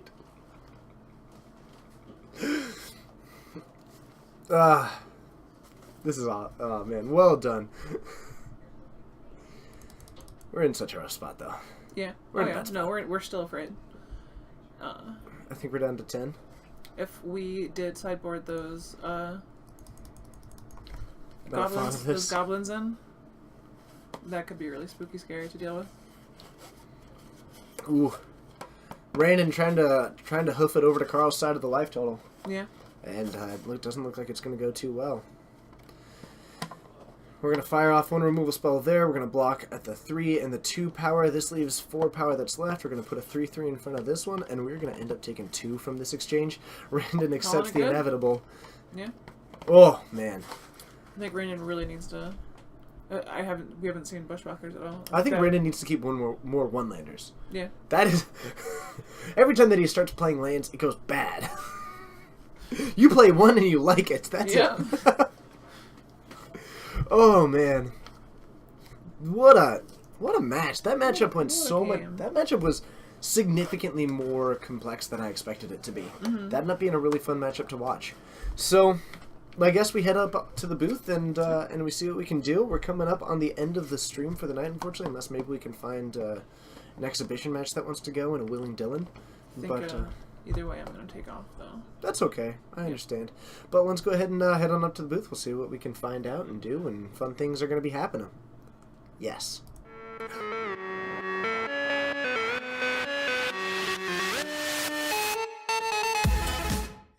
hours and 40 minutes. Hello, and thank you for joining. My name's TJ. Mine's Maeve. And we're streaming out of Geek Fortress in Snohomish, Washington. Just did 3 rounds. 3 rounds of standard. That's a 4. That is a 4. I was just so excited for the next announcement, which is, that we stream 4 times a week. Yeah, we do. We could play a little round of 20 questions at the end. Be sure to hit that follow button. Also hit that subscribe if you'd like. It does mean the world to us. It's a pretty big boost in support. And we've been putting it to some... We're starting to plan some pretty cool ideas for it going forward. I'm quite thrilled with it, and I'm pretty excited for where we're going to go in the future. So, thank you everybody. Let's play a little bit of that 2020 questions. Sure. That sound fun? You guys can do that. I'm going to take off, though. Bye. So see you guys next time. Thanks for joining. It was good having you. All right, everybody. Say bye to Maeve, even though she's already gone. And let's take a look at what we can find for some of that 20 questions. Jolly good. Oh, nice. Nice. Oh, look at her. Maeve is awesome, isn't she? She's pretty great. We should have, yeah. Definitely. We're looking at having her in the booth more. Ooh, I like this one. Alright, everybody. Let me go make sure that it's not already displayed on the next screen. Perfect. Next, we just got to get that ready, and let's go ahead and head on down to the 20 questions field. If you've got them, go ahead and ask them, and we'll fire through these questions as well as we can. I've got the card in my mind, sitting right there. Is it an artifact, creature, or blue enchantment, or red sorcery? No. Doro's question? No. It's way easier on me just to type that one. Okay, can you pitch it to Force of Will? No, it is not blue. Is it in Jund colors? Red, green, or black? Yes. Yes, it is. Doro, your questions get way too... I don't want to type all that out. My goodness. Oldest legal format of the card? Yes. Can it be cast off of an Elvish Mystic? Yes. Castable with Elvish... Oh, wait, do you mean, like, only an Elvish Mystic? Off Elvish Mystic. That means a green mana. I mean, sure, you can cast it with a green mana, I guess. Sure. Is it multicolored? What's the card? Ooh. Oh, man. It is not multicolored. Come on, guys. Hello. Oh, wait. Hello. All right. This is Dylan, everybody. He's the owner of the store. He's a rock star and an amazing person. And he's the guy who made it possible for me to go to the very first GP that I went to, where I started getting to know Eric and Bryce. Oh, really? Yeah, do you remember that? No, I When don't. you sponsored me to go up to Vancouver? I do remember that. Yeah. Okay, so we know that it's also, in addition to these, not an artifact, creature, or blue enchantment, or red sorcery. Because Doro always gets... I should start counting you for 3 questions on that. Yeah, probably. CMC 3 or less. That is a... It is not. It is... Legal Legal and modern. It is definitely legal and modern. It is, in fact. You're being attacked by the ghost. You're the deer now. Oh, wow. I am. Wait, hang on. Okay. Oh, I can't. Are you trying to put your finger in its mouth? Yeah, I wanted to tempt it. Just give it a little taste of what Dylan tastes like. Delicious. Is it a merfolk? No. No, it is not legal and standard. Is it a creature? And it is not... Oh, wait. It is a creature. It is a creature. It is not legal and standard, and it is not a planeswalker. We just answered this creature one, so we'll... Oh, okay. Skip that one. Yep. Because they didn't see our reaction to that one. Oh, okay. So we know that it's a creature. We know that it is CMC 4 or greater. Mhm. We know that it is red, green, or black. We know that there is either generic or green mana Mm-hmm. in its mana cost. Yeah, we know that it's not a merfolk, Right. which is pretty likely already, seeing as it's in red, green, or black. But there Yep. are some in those colors. This guy's got to be real specific. You never know. Man. They're starting to jump into the guessing stage, and Yeah. they're a good ways off. Well, actually, Does it have an ETB ability? a couple of them were close when it comes to the casting cost.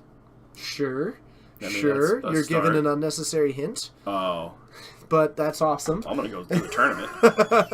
Whatever.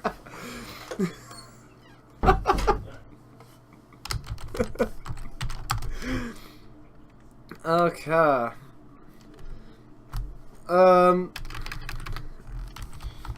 Enters the battlefield effect?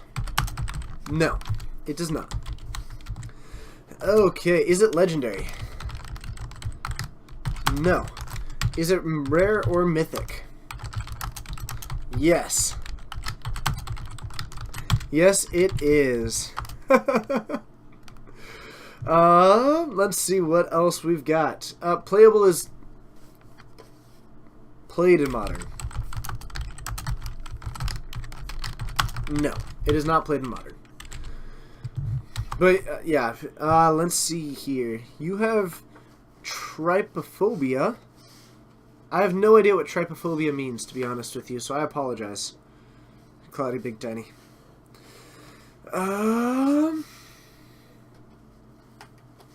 Fair enough, Doro. Triggered abilities. Yes, it does. Yes, it does.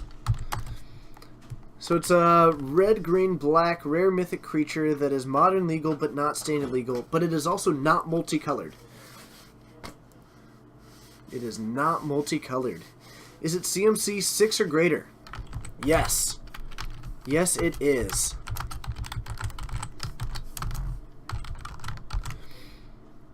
Okay. It cannot be colorless. It cannot be colorless. Based on the answers that I have given. So we've got 4 more questions, and it is getting narrowed down pretty solidly.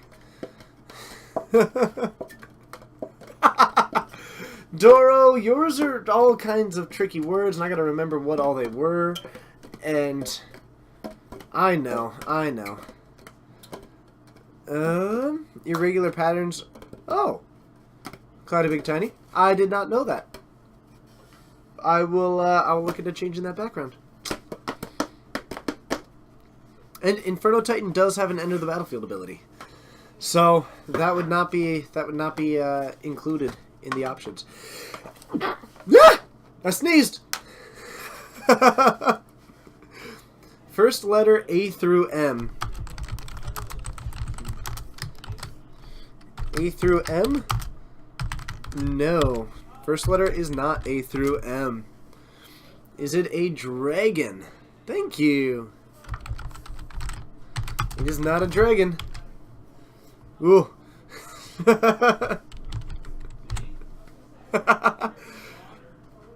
Is an ETB considered a triggered ability? Yes, but not every triggered ability is when it enters the battlefield. So it has a triggered ability, but it does not have an ability that triggers when it enters the battlefield.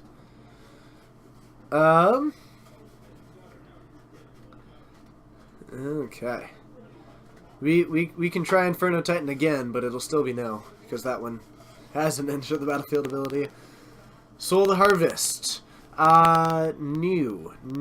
We still got 2 more questions. We can narrow it down a little bit. There's some good questions just waiting to be asked, but nope.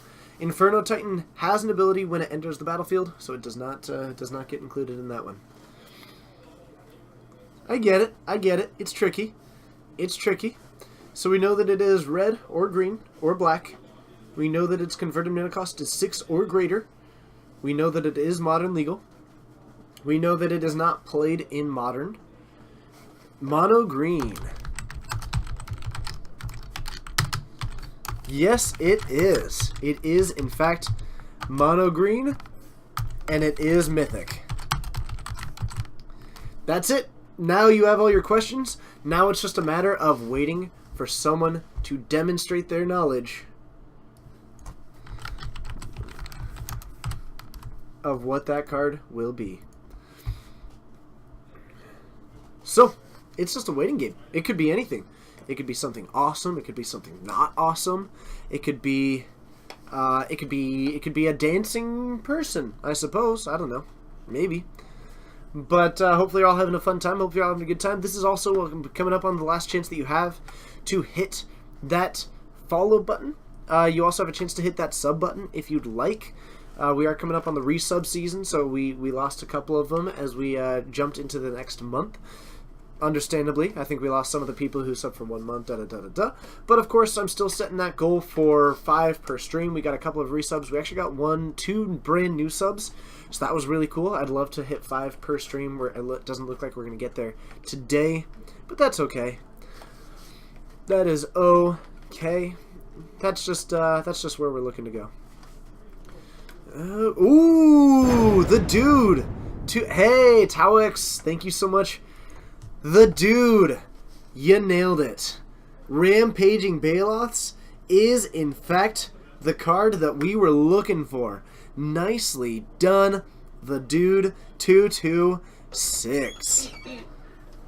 Hey, welcome back. Oh, gosh. Good call. Bye. Nicely done. Now, the dude, I think that you've won before. Isn't that true? I think you actually won recently, didn't you?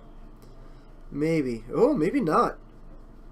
Maybe not. And I don't want to extensively look over it. So, the dude, 226, you get added to the wall of Etched Champions. Nicely done. Welcome to that particular club. Okay, you did win a while ago? Alright, I'll have to find it on my list and just add it on there. I thought that might have been the case. Let's see. Oh, there it is. There it is. We're just going to put X2 on there. You now gain put onto the Winning Twice Club. Woo! Nicely done. Nicely done.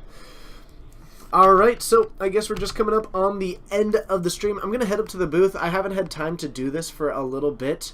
So let's just take a moment. If you happen to have any questions or comments or feedback, let's just take, if you have any of that, and if I can help answer it in any way or do any of that, then let me know.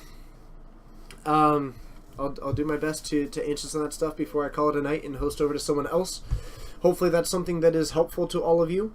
If it's not and it just slows down a bunch, then we'll just end up hosting over to someone else, and that's the other way to do it.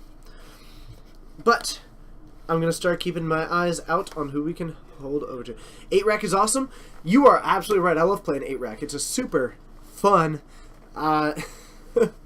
it's a super fun deck. I like 8-Rack. It was actually the 3rd ever Modern deck that I built. I started off with a budget burn deck. Built that one out. I built Affinity, then finished Burn, and then 8-Rack was the 3rd Modern deck that I ever built. And I had a lot of fun with that one for a long time. I still have it put together. I play it, and I lend it out to other people all the time. Sweet deck. A lot of fun. I'd love to see a couple more tools get given to it. Cloudy Big Tiny, I've been watching for too long. Oh, thank you! That's super nice of you to say. I really appreciate that. I love doing this. I'm always looking to improve when I can and how I can. And that positive feedback is something like the truth of it is that I react really well to that. So thank you. I'll keep doing my best. We've got some awesome ideas coming down the line. Hopefully they end up improving it in a big way. And yeah, I'm pretty excited about that one. We've got that Discord up and running. We're working on getting up with a second feature match, so where we can just keep playing more Magic that way and have more Magic demonstrated. You like how 8-Rack is good enough to play budget, but you still get properly rewarded for upgrading? That's actually quite true. That's a pretty good point. Is like if you just are running the oh, I'm totally spacing on it right now. The Mists. Hold on, I'll get there. I'll get it. Maybe not. Maybe not. But they discard each turn at your upkeep. It ends up being kind of a discount Liliana, and that's fine. You can run that, and you can do solid things and eventually upgrade it. And it really rewards knowing the format, knowing your opponents, and knowing your meta. So that's absolutely true. Necrogen Mists, thank you. Thank you, Renegade Coaster. I appreciate that. Tobro, it's awesome to see you. If you have any 5 questions, any other questions, things that either I can answer about the stream, about how we do it, about ways that we're looking to improve, any of that stuff is things that I'm open to answering. Actually, yesterday, pretty exciting, I recorded a podcast with 2 other members of the Rogues Gallery, A Murph CS and ZMagic94, Zane and Murph. I did a podcast on their A to Z podcast that they've been doing with Team NFGBot. And so I did that yesterday. Should be coming out soon. I'll try and link that one on Twitter. Be sure to follow me on Twitter at RedBaronMTG in the future. It'll give you a chance to know when we're streaming. I've been trying to put things on there. And also, let me know what I've been using on Twitter more, just trying to record myself doing a video as opposed to making tweets. And I'm kind of enjoying that. And hopefully... I'm enjoying that one. Any feedback on that is good too. Tobero, awesome. You're free to post it in the chat. We're running out of a little bit of time, but if you want to send it to me in Twitter, send me a message on Twitter or just send a tweet with your deck list. I'd happy to take a little bit of a look at it, see if I can give any thoughts. Tobero, thank you so much for the host. We'll be hosting over to someone else pretty shortly. I believe Z Magic is on. That is true. In fact, there are 2 rogues currently on. So Z is doing Commander with Murph. Those are the 2 people who actually did the podcast. Or Melvin is on doing a draft. If anybody has any preference, toss it in there. I'm totally down for doing either of those. So Commander or draft. Good teamer deck. Teamer decks are sweet. Teamer decks are super sweet. Ugh, Gothic guy. Ugh isn't good. Don't you ugh. We're all about positivity here. Unless that was meant to be EGH. I don't know. Couldn't tell you for certain. Other non-Magic games are frustrating? I believe you. I totally believe you. Alright, it looks like we're a little bit out of those questions. I'm totally down for that. Be sure to send me that list on Twitter. I understand, but thank you so much for all the support, everybody. You're all incredible. I'll see you all next time. Man. Yeah. I'll see you all there. So, from all of us here at Geek Fortress, I'll see you Wednesday for some Modern. And whether it's good morning, good afternoon, good evening, or good night, I hope it's a great one. I'll see you next time. And... you are all absolutely incredible all the time. So I look forward to it. I'll see you there.